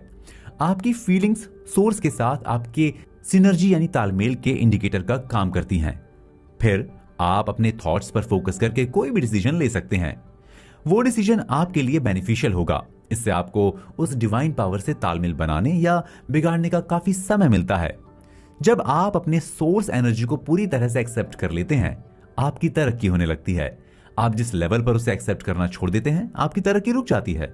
जब आप अपने दिमाग में ऐसे थॉट लाते हैं जो आपके रियल नेचर को अच्छे लगते हैं, तभी आप अपनी फिजिकल बॉडी में हार्मनी के फ्लो को महसूस करते हैं। फिर आपको प्यार, खुशी और लिबरेशन यानी मुक्ति का एहसास होता है। जब आप अपने इमोशंस को महसूस करने लगते हैं, तब आप कोई गलत काम करते हैं या करने जाते हैं तो आपको अंदर से समझाने की कोशिश की जाती है। आप अपने अंदर की एनर्जी का इस्तेमाल करके कुछ भी क्रिएट कर सकते हैं। जैसे स्कल्पचर मिट्टी से अपनी मनपसंद मूर्ति बना लेता है, ठीक इसी तरह आप अपनी एनर्जी का यूज करके अपनी मनपसंद जिंदगी को क्रिएट कर सकते हैं। फिर आप जो भी बोलेंगे, सुनेंगे, लिखेंगे या साइलेंटली भी किसी चीज पर फोकस करेंगे तो उसे हासिल कर लेंगे। आप अपनी उस एनर्जी का इस्तेमाल करना सीखें, इमोशंस को समझें। जिस तरह से स्कल्पचर अपने हाथों से अपनी इमेजिनेशन को शेप देता है, मिट्टी को मूर्ति में तब्दील कर देता है, उसी तरह से आपको अपने इमोशंस और अंदर की एनर्जी का इस्तेमाल करके अपनी भलाई के रास्ते को महसूस करना है। आप उस पर चलते हुए अपने सोर्स की तरफ बढ़ता हुआ फील करें, इमेजिन करें। तो आइए इसी के साथ बढ़ते हैं अपने अगले चैप्टर की ओर, जिसमें हम जानेंगे कि हम जो बनना, करना या हासिल करना चाहते हैं, उसके लिए हमें कितनी स्टेप्स से गुजरना होगा। वो स्टेप्स मुश्किल हैं या आसान? तो चलिए जानते हैं अपने अगले चैप्टर में। किसी भी चीज को पाने के 3 स्टेप्स। दोस्तों, जो चीज हम हासिल करना चाहते हैं या जो बनना चाहते हैं, उसके 3 स्टेप्स होते हैं और ये स्टेप्स बहुत ही आसान होते हैं। पहला स्टेप है, यानी जो आपको करना है उसके बारे में सोचना, यानी उसे यूनिवर्स से मांगना। दूसरा स्टेप है, आप जो कुछ मांगते हैं उसका जवाब यूनिवर्स देता है। तीसरा स्टेप है कि आपको यूनिवर्स के द्वारा जो जवाब मिलता है उसे आपको एक्सेप्ट करना है। अब यहां आप लॉ ऑफ अट्रैक्शन को समझिए। आपने जो मांगा है वो आपको मिला, लेकिन वो आपको तभी मिलेगा जब आप पूरे विश्वास के साथ उससे जुड़ते हैं। इसलिए तीसरा स्टेप बहुत इंपॉर्टेंट है। पहले स्टेप में आप अपने अंदर की इच्छाओं को व्यक्त करते हैं। यह स्टेप बहुत आसान होता है क्योंकि आपकी इच्छाएं आपके अंदर ही होती हैं। ज्यादातर लोग अपनी इच्छाओं के बारे में जानते हैं, बस आपको उन्हें यूनिवर्स में दिल से छोड़ना होता है। जिस चीज की आप डिमांड करते हैं उस पर आपको पूरा विश्वास होना चाहिए कि वो आपको मिलेगी ही। फिर दूसरे स्टेप में वो नॉन फिजिकल या डिवाइन पावर अपना काम करती है। आप छोटी चीज या बड़ी चीज, किसी भी चीज की डिमांड कर सकते हैं। उन्हें बिना किसी शक के यूनिवर्स द्वारा एक्सेप्ट कर लिया जाता है, उसका जवाब भी दिया जाता है। कॉन्शियसनेस के हर पॉइंट के पास मांगने का राइट है और एबिलिटी भी होती है। कॉन्शियसनेस के सभी पॉइंट्स का एक वजूद होता है, इसी वजह से उनकी डिमांड को तुरंत पूरा किया जाता है। जब भी आप डिमांड करेंगे जरूर उसे पूरा किया जाएगा। कभी कभी आप इसे बोलकर मांग सकते हैं। आप इसे अपनी पर्सनल प्रेफरेंसेस की लगातार बहने वाली धारा की वाइब्रेशन के रूप में भी छोड़ सकते हैं। यूनिवर्स में भी वाइब्रेशन होती है। आपकी वाइब्रेशन से जो वाइब्रेशन मैच करेगी वो उसका जवाब देगी। एक्चुअली यूनिवर्स यानी वो डिवाइन पावर उसका जवाब देती है। बस आपको दिमाग में ये रखना है कि आपके हर सवाल का जवाब मिलता है या दिया जाता है, हर इच्छा पूरी की जाती है, हर प्रेयर सुनी जाती है। आपके दिमाग में ये सवाल आ रहा होगा कि फिर इसके बाद भी बहुत से लोग ये कहते हैं कि उनकी इच्छाएं पूरी नहीं होती। इसका सबसे बड़ा कारण यह है कि क्योंकि वो इस प्रोसेस को पूरी तरह से समझते ही नहीं। वे 2 स्टेप्स में ही हिम्मत हार जाते हैं। आगे का प्रोसेस वो कर नहीं पाते क्योंकि वे इसका विरोध शुरू कर देते हैं। आप इसे गौर से समझिए, क्योंकि आप भी ना चाहते हुए भी अपनी कई इच्छाओं का विरोध करते हैं। तीसरा स्टेप यह है कि जब यूनिवर्स आपको उसका जवाब दे तो आप उस जवाब को एक्सेप्ट करें। इसे आर्ट ऑफ एक्सेप्टेंस कहते हैं, यानी स्वीकार करने की कला। यह कला आपको आनी चाहिए। आपके अंदर गाइडेंस सिस्टम की मौजूदगी का यही असली कारण है। इस स्टेप में आपको अपनी वाइब्रेशनल फ्रीक्वेंसी और अपनी इच्छाओं की वाइब्रेशनल फ्रीक्वेंसी के बीच तालमेल बैठाना होता है, बिल्कुल उसी तरह से जैसे आपके रेडियो ट्यूनर की फ्रीक्वेंसी होती है। इसे हम पहले भी अच्छे से समझ चुके हैं। आप जो सुनना चाहते हैं उस ब्रॉडकास्ट स्टेशन की फ्रीक्वेंसी के हिसाब से उसको सेट करना होता है। इसी को आर्ट ऑफ एक्सेप्टेंस कहते हैं। यानी आपने जो डिमांड की है और यूनिवर्स ने उस डिमांड को पूरा करने के लिए जो जवाब दिया है उसे आपको उसी विश्वास के साथ एक्सेप्ट करना होगा। जब आप उसे एक्सेप्ट करने की कंडीशन में नहीं होते तब आपके प्रश्न का जवाब नहीं मिलता, जबकि यूनिवर्स उस जवाब को आपकी तरफ भेज चुका होता है। इसी वजह से बहुत से लोगों की इच्छाएं पूरी नहीं हो पाती और बहुत लोग जानते हुए भी लॉ ऑफ अट्रैक्शन का फायदा नहीं ले पाते। इसलिए ऑथर आपको बार बार कहते आ रहे हैं कि आपको अपने वाइब्रेशन का तालमेल ठीक से सेट करना चाहिए। जब भी आप किसी चीज को चाहते हैं तो आपकी 2 तरह की इच्छाएं होती हैं, यानी आपको उस चीज को पाने की इच्छा होती है और दूसरी नहीं। जैसे आपको किसी चीज को पाने की इच्छा तो है, लेकिन आपको यह लगता है कि वो चीज आपको नहीं मिल पाएगी या आप उसके काबिल नहीं हैं। आप अपनी इच्छा को पूरा होने में खुद रुकावट बन जाते हैं, यानी आप अपनी इच्छा के एग्जैक्ट ऑपोजिट सोच रहे होते हैं।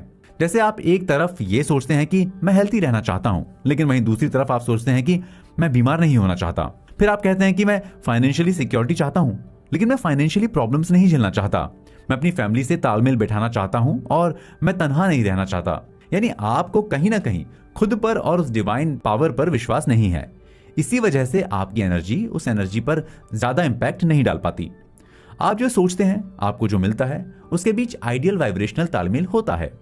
जब आप अपनी फीलिंग्स द्वारा दिए जा रहे इंपॉर्टेंट मैसेज को समझने लगते हैं, तब ये भी समझने लगते हैं कि आपको कौन सा वाइब्रेशनल ऑफर मिलने वाला है। इसके लिए आपको अपनी सेंसेस यानी इंद्रियों को अच्छे से समझना होगा। फिर आपको उनकी हेल्प से पता चलने लगेगा कि आप किस डायरेक्शन में जा रहे हैं, उस तरफ जाना आपके लिए अच्छा है या नहीं। आप जब भी किसी चीज की डिमांड करें तो इमेजिन करें कि वो आपको मिल गई है। जिंदगी में उसके ना होने के बारे में कभी ना सोचें, नहीं तो आप डिमांड करेंगे, यूनिवर्स वो चीज आपको देगा, लेकिन आप तक वो चीज नहीं आ पाएगी। आप यही सोचेंगे कि आपकी इच्छाएं पूरी ही नहीं होती। इसलिए लॉ ऑफ अट्रैक्शन को अच्छे से जानें और अपनी मनचाही चीज को अपनी तरफ अट्रैक्ट करें। तो चलिए इसी के साथ बढ़ते हैं हम अपने अगले चैप्टर की ओर। पता लगाएं आप इस वक्त कहां हैं। आजकल बहुत से लोग ये समझ ही नहीं पाते कि वो अपनी जिंदगी के किस पड़ाव पर हैं। उनको लगता है कि वो सही डायरेक्शन में जा रहे हैं, लेकिन बाद में पता चलता है कि वे गलत डायरेक्शन में जा रहे थे। इस चक्कर में वे अपना काफी समय और एनर्जी को वेस्ट करते हैं। ऑथर आपको यही समझाना चाह रहे हैं कि आप ये पता लगा सकते हैं कि आप इस वक्त कहां पर हैं और हकीकत में कहां पहुंचना चाह रहे हैं। आप इसे ठीक जीपीएस सिस्टम की तरह समझ सकते हैं। जैसे गाड़ियों में ग्लोबल पोजीशनिंग नेविगेशनल यानी जीपीएस सिस्टम लगाने के बाद उसकी लोकेशन का पता चलता है, वैसे ही आप भी अपनी लोकेशन का पता लगा सकते हैं। बस जीपीएस सिस्टम और आपके यूनिवर्स के नेविगेशन सिस्टम में इतना ही फर्क है कि गाड़ियों में लगे जीपीएस सिस्टम को मॉनिटर किया जा सकता है, उन्हें बोलकर डायरेक्शन दी जा सकती है। अगर गाड़ी ने गलत रास्ता पकड़ लिया तो उसे मैसेज भेजकर या बोलकर सही रास्ते पर लाया जा सकता है।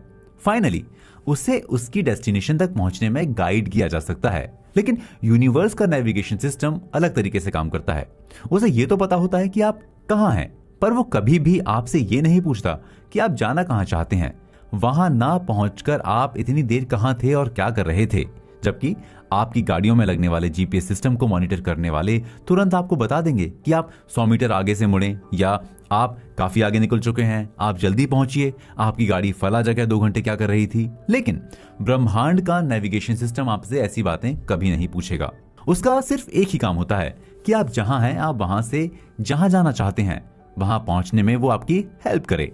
लेकिन आपकी फीलिंग्स इसमें गाइड करती हैं, इसलिए आप उनकी हेल्प से ये जान सकते हैं कि आपको जाना कहां है।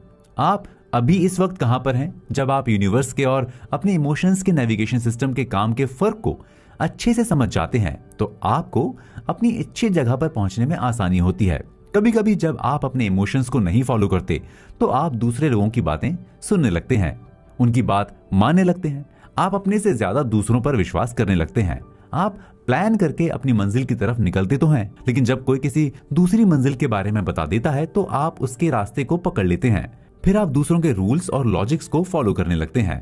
फिर उस मंजिल के रास्ते में ही कहीं अटक जाते हैं या भटक जाते हैं। इसलिए ऑथर आपको उस सोर्स से कनेक्ट होने के लिए जोर देते हैं, अपनी फीलिंग्स को समझने के लिए जोर देते हैं, क्योंकि आपके इमोशंस और आपकी फीलिंग्स को अच्छे से मालूम होता है कि आपको क्या चाहिए। जब आप अपनी फीलिंग्स को नहीं महसूस करते और सोर्स से कनेक्ट नहीं होते तो आप बाहरी लोगों के इन्फ्लुएंस में आने लगते हैं, जिसकी वजह से आप अपनी मंजिल के रास्ते से भटक जाते हैं।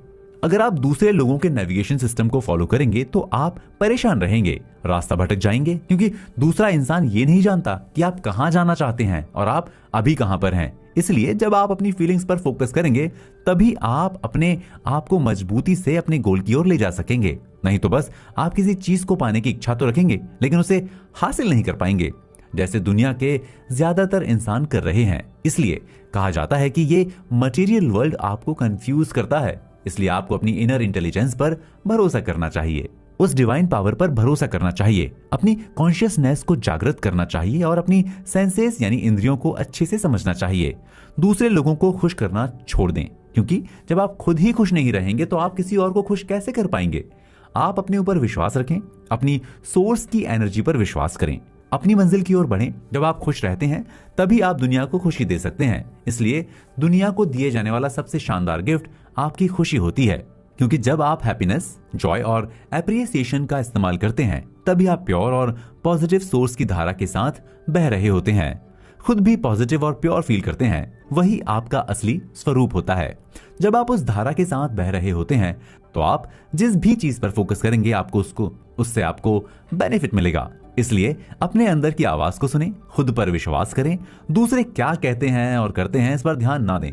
आप खुद की खुशी पर ध्यान दें, क्योंकि अगर आप खुश महसूस करेंगे तभी आप एक पॉजिटिव एनवायरनमेंट दे सकेंगे, अपने आसपास के लोगों को भी पॉजिटिव बना सकेंगे। तो आइए इसी के साथ बढ़ते हैं अपने अगले चैप्टर की ओर, जिसमें हम इस किताब की कुछ और इंस्पायरिंग बातों को जानेंगे। मेरे साथ यूं ही बने रहें और सुनते रहें आस्क एंड इट्स गिवन की हिंदी ऑडियो बुक समरी। जैसा फील करेंगे वैसी ही फीलिंग्स आपको गाइड करेंगी। सभी इंसानों में इमोशनल गाइडेंस स्केल अलग अलग लेवल की होती है, यानी अलग अलग भावनाओं की अलग अलग वाइब्रेशनल फ्रीक्वेंसी होती है। आपके इमोशंस आपकी वाइब्रेशनल फ्रीक्वेंसी के इंडिकेटर होते हैं। जब आपको पता चल जाता है कि आपके इमोशंस सोर्स एनर्जी के साथ आपके तालमेल के लेवल के इंडिकेटर हैं, तो आप जितना ज्यादा अच्छा फील करेंगे उतना ही अपनी मनचाही चीजों के साथ तालमेल बनाएंगे। फिर आप ये भी समझने लगेंगे कि आपने इमोशंस के लिए कैसे रिएक्ट किया। अपने सोर्स एनर्जी के साथ पूरी तरह से तालमेल का मतलब होता है कि आप फ्री फील कर रहे हैं, आप खुद को पावरफुल महसूस कर रहे हैं, आप अच्छे हैं, आप अपने अंदर के प्यार का एहसास कर रहे हैं, आपका एक वजूद है, आपकी जिंदगी में पर्पस है, यानी एक तरह से आपके पास जो जिंदगी है उससे आप खुश हैं। आप इसे और आसान भाषा में समझ सकते हैं। जब आप उन थॉट्स पर विचार कर रहे हों जो आपके ट्रू नेचर को जानने का कारण बने, तो समझ लीजिए कि आप अपने ट्रू नेचर के साथ तालमेल बनाए हुए हैं, क्योंकि ये परफेक्ट तालमेल का स्टेट होता है। जैसे अलग अलग चीजों के लिए एक ही वर्ड यूज होता है और एक ही चीज के लिए अलग अलग वर्ड यूज होता है, वैसे ही आपके इमोशंस के लिए यूज किए जाने वाले वर्ड दूसरों के फील किए जाने वाले इमोशंस के लिए बिल्कुल सटीक नहीं होते। किसी के इमोशन को कोई वर्ड देना इमोशनल गाइडेंस स्केल के रास्ते में कंफ्यूजन पैदा करना होता है, क्योंकि आपके यही इमोशंस बाद में आपको गाइड करने लगते हैं। इसलिए आपको इन्हें समझना बहुत जरूरी है। आप दूसरों के द्वारा बताने पर इन्हें फील नहीं कर सकते, आपको खुद इन्हें फील करना होगा। आप क्या सोचते हैं उस हिसाब से शब्द देना होगा। आजकल ज्यादातर लोग दूसरा क्या सोचता है उसी को प्रेडिक्ट करते रहते हैं, जबकि वो उस समय क्या सोच रहा है आप एग्जैक्ट कैसे जान सकते हैं। अगर आप डिप्रेशन में हैं, दुख, निराशा, इसी तरह की बुरी फीलिंग्स में फंसे हुए हैं, तो ऐसी ही फीलिंग्स आपको गाइड करेंगी। अब आपको समझना होगा कि ऐसे में आपके साथ क्या होगा। इसे आप जितनी अच्छी तरह से समझेंगे उतना दूसरा नहीं समझ पाएगा और नहीं कर पाएगा। आप ही इन फीलिंग्स को दूर भी कर सकते हैं। ऑथर्स आपको कुछ फीलिंग्स के नाम बता रहे हैं। पहले तो आपको उन फीलिंग्स को सुनकर समझना होगा कि इस वक्त आप किस तरह फील कर रहे हैं। कभी कभी आप 2-4 फीलिंग्स को एक साथ भी फील कर सकते हैं। गौर से सुनें उन फीलिंग्स को, फिर खुद से उनको मैच करें। उनमें से अभी आप कौन कौन सी फील कर रहे हैं? जॉय, नॉलेज, एम्पावरमेंट, फ्रीडम, प्यार, जोश, उत्साह, हैप्पीनेस, पॉजिटिविटी, डर, दुख, गुस्सा, नफरत, बोरियत, एंटिसिपेशन, विश्वास, optimism, hope, fulfilment, satisfaction, pessimism, anxiety, blame, doubt, jealousy, depression, insecurity आदि। अब आपको इन फीलिंग्स को खुद में महसूस करना है कि प्रेजेंट टाइम में आप कैसा फील कर रहे हैं, किन किन फीलिंग्स को फील कर रहे हैं। अगर आप इन्हें जान लेते हैं तो आपको खुद को समझने में बहुत आसानी होगी। आपको अपनी मनचाही चीजों को अपनी तरफ अट्रैक्ट करने में आसानी होगी। इसके साथ ही ऑथर्स ने इस बुक में आगे कुछ खेल यानी मेथड्स को बताया है, जिससे आप खुद के अंदर से बुरी भावनाएं निकाल सकते हैं, साथ ही अपनी पसंद की चीज को हासिल कर सकते हैं या अपनी जिंदगी के किसी भी एरिया में बदलाव ला सकते हैं। हम उन मेथड्स को अपने आगे के चैप्टर्स में अच्छे से जानेंगे, इसलिए आप अपनी फीलिंग्स को पहले नोट कर लें। आप मौजूदा समय में बताई गई फीलिंग्स में से किसे किसे फील कर रहे हैं। इसी तरह आपको अपने इमोशनल गाइडेंस स्केल को होशियारी से आगे बढ़ाना चाहिए। अगर आप बुरा महसूस कर रहे हैं, आपको अच्छा नहीं लगता है और आपको लगता है कि आपकी लाइफ में कुछ भी ठीक नहीं हो रहा है, कोई भी चीज आपको खुशी नहीं दे रही है, ऐसा लगेगा कि आप अपनी जिंदगी में उलझ चुके हैं, आप बड़ी मुश्किल से अपनी जिंदगी काट रहे हैं, फिर आपके दिमाग में आने वाला हर थॉट पेनफुल होगा, यानी एक तरह से आप डिप्रेशन से सफर कर रहे होंगे। अगर आप कुछ अच्छा करते हैं या जो चीज आपको परेशान कर रही है अपने दिमाग से निकालने की कोशिश करते हैं, तो आप थोड़ा कम डिप्रेस्ड फील करेंगे। हालांकि फटाफट आप अपने डिप्रेशन पर पूरी तरह से जीत हासिल नहीं कर सकते, क्योंकि आपने अपने डिप्रेशन को बहुत दिनों से पाला है। थोड़ा थोड़ा पॉजिटिव सोच के साथ आगे बढ़ेंगे तो आप इससे पूरी तरह से बाहर आ सकते हैं। जब डिप्रेशन बाहर निकलता है तो आप में खुशी, उत्साह, आनंद जैसी फीलिंग्स आने लगती हैं। इसलिए ऑथर्स का कहना है कि आप अचानक इंप्रूवमेंट लाने की कोशिश ना करें, आप छोटे छोटे स्टेप्स लेकर खुद में इंप्रूवमेंट करें। यह आपके लिए बहुत फायदेमंद होगा। जब आप ये समझ लेते हैं कि प्रेजेंट टाइम में आपके अंदर कौन कौन सी फीलिंग्स और इमोशंस हैं, तो आप अपनी पोजीशंस को जान जाएंगे। आप सोर्स एनर्जी की ओर बढ़ते हुए कहां पर हैं और आपको पहुंचना कहां है ये जान जाएंगे, या आप जहां पहुंचना चाहते हैं उस डायरेक्शन में आगे बढ़ रहे हैं या रुके हैं, या अपने रास्ते से भटक गए हैं। जब आप इन सारी बातों को अच्छे से जान लेते हैं तो आपको सोर्स एनर्जी की तरफ बढ़ने से कोई नहीं रोक सकता, क्योंकि आपको अपनी पोजीशन के बारे में पूरी जानकारी होती है। बस सिर्फ आप अपनी लाइफ एक्सपीरियंस से सीख नहीं रहे। अभी तक आपने जिंदगी में जो चीजें की हैं, अगर उससे सीखेंगे तो आप अपनी मौजूदा कंडीशन को बेहतर बना लेंगे। आपने इतनी फीलिंग्स के बारे में सुना है, आप थोड़ा कंफ्यूज हो गए होंगे। हो सकता है कि इन फीलिंग्स में से आपके अंदर कौन कौन सी हैं इस बात को लेकर कंफ्यूज हो गए हों। ऑथर आपको यही समझाना चाहते हैं कि फिलहाल अभी आप ये जान लें कि असल फीलिंग्स सिर्फ दो तरह की होती हैं। एक वो जो आपको अच्छा महसूस कराती हैं, दूसरा वो जो आपको बुरा महसूस कराती हैं। आपको ये तो अच्छे से मालूम होगा कि आप अच्छा और बुरा कब फील करते हैं। जैसे अगर आपके रिश्तों में जॉय, हैप्पीनेस, प्यार, फ्रीडम, नॉलेज जैसी फील ना हो तो आपके रिश्ते अच्छे नहीं हैं। आप मायूस और डिप्रेस्ड फील करेंगे, आप हमेशा बुरा फील करेंगे। ये फीलिंग्स आपको आगे बढ़ने से रोक देंगी। आप जहां पहुंचना चाहते हैं वहां ना पहुंचकर रास्ते में अटके रहेंगे या रास्ते से भटक जाएंगे। अगर आप अपने इमोशंस और फीलिंग्स पर गौर करना शुरू कर देंगे तो धीरे धीरे आप इस प्रैक्टिस से ये समझने में एक्सपर्ट हो जाएंगे कि आपका इमोशनल गाइडेंस सिस्टम आपको क्या बता रहा है। फिर आप उसके हिसाब से खुद में बदलाव ला सकते हैं। तो आइए इसी के साथ बढ़ते हैं अपने अगले चैप्टर की ओर। बुरे थॉट्स को रिमूव करने का तरीका। ऑथर कहते हैं कि सबसे अच्छा यह है कि आप अपनी थिंकिंग और फीलिंग्स के साथ रिलेशन बनाना शुरू कर दें, यानी प्रेजेंट टाइम में आपके साथ जो हो रहा है उसके साथ। इससे आप उस चीज को अपनी ओर आकर्षित करने लगेंगे जो आपको पसंद है। इससे आपका अट्रैक्शन पॉइंट इंप्रूव होगा। फिर आपके साथ कुछ भी बुरा होने से पहले वो आपको हिंट देगा। इसलिए अपने थॉट्स को अच्छी फीलिंग्स के डायरेक्शन में पर्पसफुली ले जाएं। जब आप फील होने वाले थॉट्स को पर्पसफुली चुनते हैं तो आपको सेटिस्फैक्शन मिलता है। तब इन अच्छी फीलिंग्स को हकीकत में बदलते हुए देखने में आपको खुशी मिलती है। ज्यादातर लोगों के ज्यादातर थॉट्स के वाइब्रेशन वो होते हैं जो देखते हैं, उनके रिएक्शन भी वैसे ही होते हैं जैसे वो किसी चीज को देखते हैं। जब वो कोई शानदार चीज देखते हैं तो उनकी फीलिंग्स भी शानदार होती हैं। जब वो कोई बुरी चीज देखते हैं तो उन्हें बुरा फील होता है, लेकिन वो मानते हैं कि उनका इन फीलिंग्स पर कोई कंट्रोल नहीं होता, क्योंकि उन्हें लगता है कि वो उन हालात को नियंत्रित नहीं कर सकते जिन्हें वो देखते हैं। कुछ लोग इसलिए अच्छा फील नहीं करते क्योंकि उनको लगता है कि उनका प्रेजेंट टाइम अच्छा नहीं चल रहा है। वे अक्सर यही कहते हैं कि एक बार जब ये सिचुएशन सही हो जाएगी तो उन्हें अच्छा फील होने लगेगा। जब उनके पास ढेर सारे पैसे आ जाएंगे तो उन्हें अच्छा फील होने लगेगा। जब वो अपने सपनों का घर खरीद लेंगे या अच्छी जॉब, अच्छी लाइफ, अच्छा पार्टनर पा जाएंगे तब खुश होंगे। अगर आप गौर करेंगे तो पाएंगे कि वे अपनी ही चीजों को अपने पास आने से रोकते हैं। जब उन्हें अच्छा फील करना चाहिए तब वो दुखी फील कर रहे होते हैं। जब उन्हें अपनी मनचाही चीज को अट्रैक्ट करना चाहिए तो उसे रोक रहे होते हैं। अगर वे इसकी जगह पर यह सोचने लगे कि वे खुश हैं तो उनके पास घर भी आएगा, पैसा भी आएगा, नौकरी, लाइफ पार्टनर, सब मन पसंद की मिल जाएगी। जब वे अपनी प्रेजेंट लाइफ से बहुत खुश होंगे तो सब कुछ आने लगेगा, क्योंकि अच्छे वाइब्रेशन से मैच करती है। इसलिए तो ऑथर्स कहते हैं आपको सजग होकर अपने थॉट्स को चुनना चाहिए।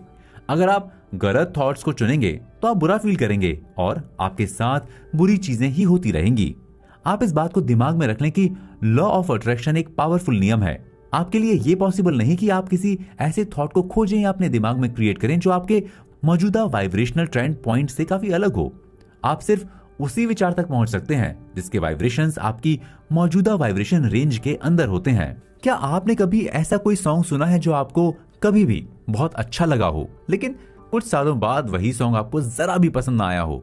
उसे जब आप फर्स्ट टाइम सुन रहे थे तो अद्भुत ऑसम वाली फीलिंग आ रही थी, आप उस गाने में खो गए थे, चेहरे पर अपने आप स्माइल आ गई थी। लेकिन जब आप सेकेंड टाइम वही सॉन्ग सुन रहे हैं तो आपको अजीब लग रहा है, उसे सुनते हुए बिल्कुल भी मजा नहीं आ रहा था। आपने जब भी जो एक्सपीरियंस किया है उस सॉन्ग्स के साथ आपका वाइब्रेशनल सिनर्जी यानी तालमेल था। यानी जब आप अपने ट्रू नेचर के आसपास थे तो सॉन्ग आपकी अच्छी फीलिंग्स के साथ मिक्स हो गया था, लेकिन जब आप अपने ट्रू नेचर से दूर गए तो वही सॉन्ग आपको अच्छा नहीं लग रहा था। वो सॉन्ग आपकी भलाई के लिए आपके वाइब्रेशन की तरफ इंडिकेट कर रहा था जो आपका ट्रू नेचर है, लेकिन उस वक्त आपके अंदर विरोध करने वाली वाइब्रेशन उठ रही थी। यानी सॉन्ग्स वही है लेकिन आपका ट्रू नेचर या असली स्वभाव बदल चुका है। आप उस वक्त कुछ और फील कर रहे थे जिसकी वाइब्रेशन सॉन्ग का विरोध कर रही थी। जैसे कभी आपके फ्रेंड आप पर कमेंट करके आपको चिढ़ाते हैं तो आपको अच्छा फील नहीं होता है, आप एंजॉय करते हैं, लेकिन कभी कभी आप वही सेम चीज करने पर बुरा मान जाते हैं, जबकि उनका इरादा आपको खुश करने का होता है, लेकिन आप वो खुशी महसूस नहीं करते क्योंकि आप जो वाइब्रेशन छोड़ रहे हैं वो उनके द्वारा दी जाने वाली खुशी के वाइब्रेशन से मैच नहीं कर रही है, इसलिए आपको बुरा लग रहा था। आप जिस भी थॉट पर फोकस करते हैं वो आपकी इमोशनल रिएक्शन की फीलिंग का कारण बन जाती है। यानी आप वक्त के साथ स्पेसिफिक चीजों के बारे में स्पेसिफिक तरीके से सोचने लगते हैं। इसी को इमोशनल इंक्लिनेशन पॉइंट कहा जाता है। यानी आप प्रेजेंट टाइम में क्या फील कर रहे हैं। जैसा कि हम फीलिंग्स और इमोशंस के बारे में जान चुके हैं कि हमारे अंदर कौन कौन सी फीलिंग्स और इमोशंस आ सकते हैं, तभी हम उन्हें बदल सकते हैं। हम नेगेटिव फीलिंग्स को पॉजिटिव में बदल सकते हैं। इसलिए ऑथर आपको बार बार खुश रहने के लिए कहते हैं, क्योंकि जितना ज्यादा आप खुश रहेंगे, अपने हर मोमेंट को एंजॉय करेंगे, आपका रेजिस्टेंस उतना ही कम होता चला जाएगा। साथ ही वे ये भी सलाह देते हैं कि अगर आपको अपने अंदर के बुरे थॉट्स को रिमूव करना है तो सबसे बेस्ट है प्यार का इस्तेमाल करें। जी हाँ, प्रेम या लव। आप जितना ज्यादा प्यार करेंगे उतना ज्यादा आपके साथ अच्छा होगा। आप बुरी सिचुएशंस में भी अच्छा फील करेंगे। उसके लिए पहले तो खुद से प्यार करना शुरू कर दें।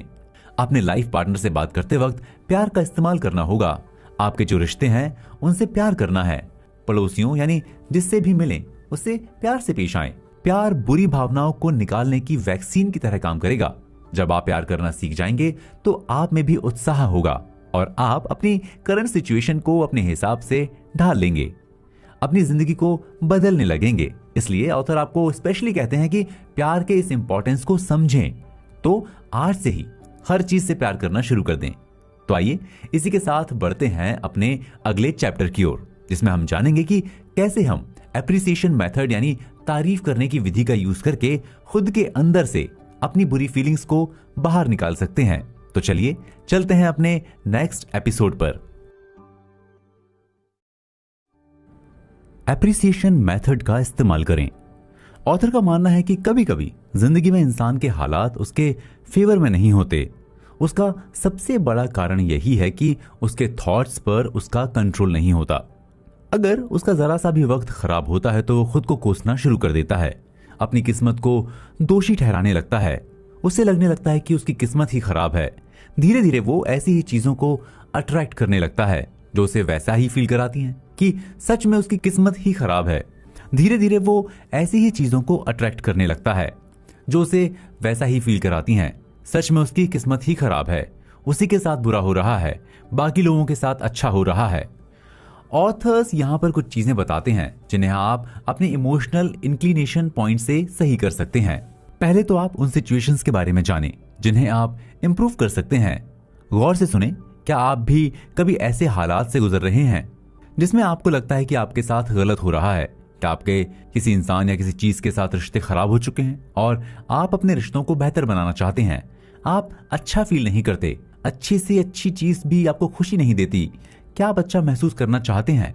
साथ ही आप अपने मौजूदा एहसास में बदलाव लाना चाहते हैं। आप किसी चीज पर फोकस करें और उससे आपको लाभ मिलने लगे। कभी कभी किसी लाइन में खड़े होते हैं या ट्रैफिक सिग्नल में फंसे होते हैं और आपको बड़ा गुस्सा आता है, अजीब फील करते हैं, चिड़चिड़े हो जाते हैं और अपने बिहेवियर में चेंज लाना चाहते हैं। जब आप कोई नेगेटिव चीज देखते हैं या नेगेटिव इंसान आपके पास आकर खड़ा हो जाता है तो आप नेगेटिव होने लगते हैं, उसकी बातों का असर आप पे होने लगता है। नेगेटिव लोगों के साथ आप भी नेगेटिव बातचीत शुरू कर देते हैं, जबकि आप नहीं करना चाहते।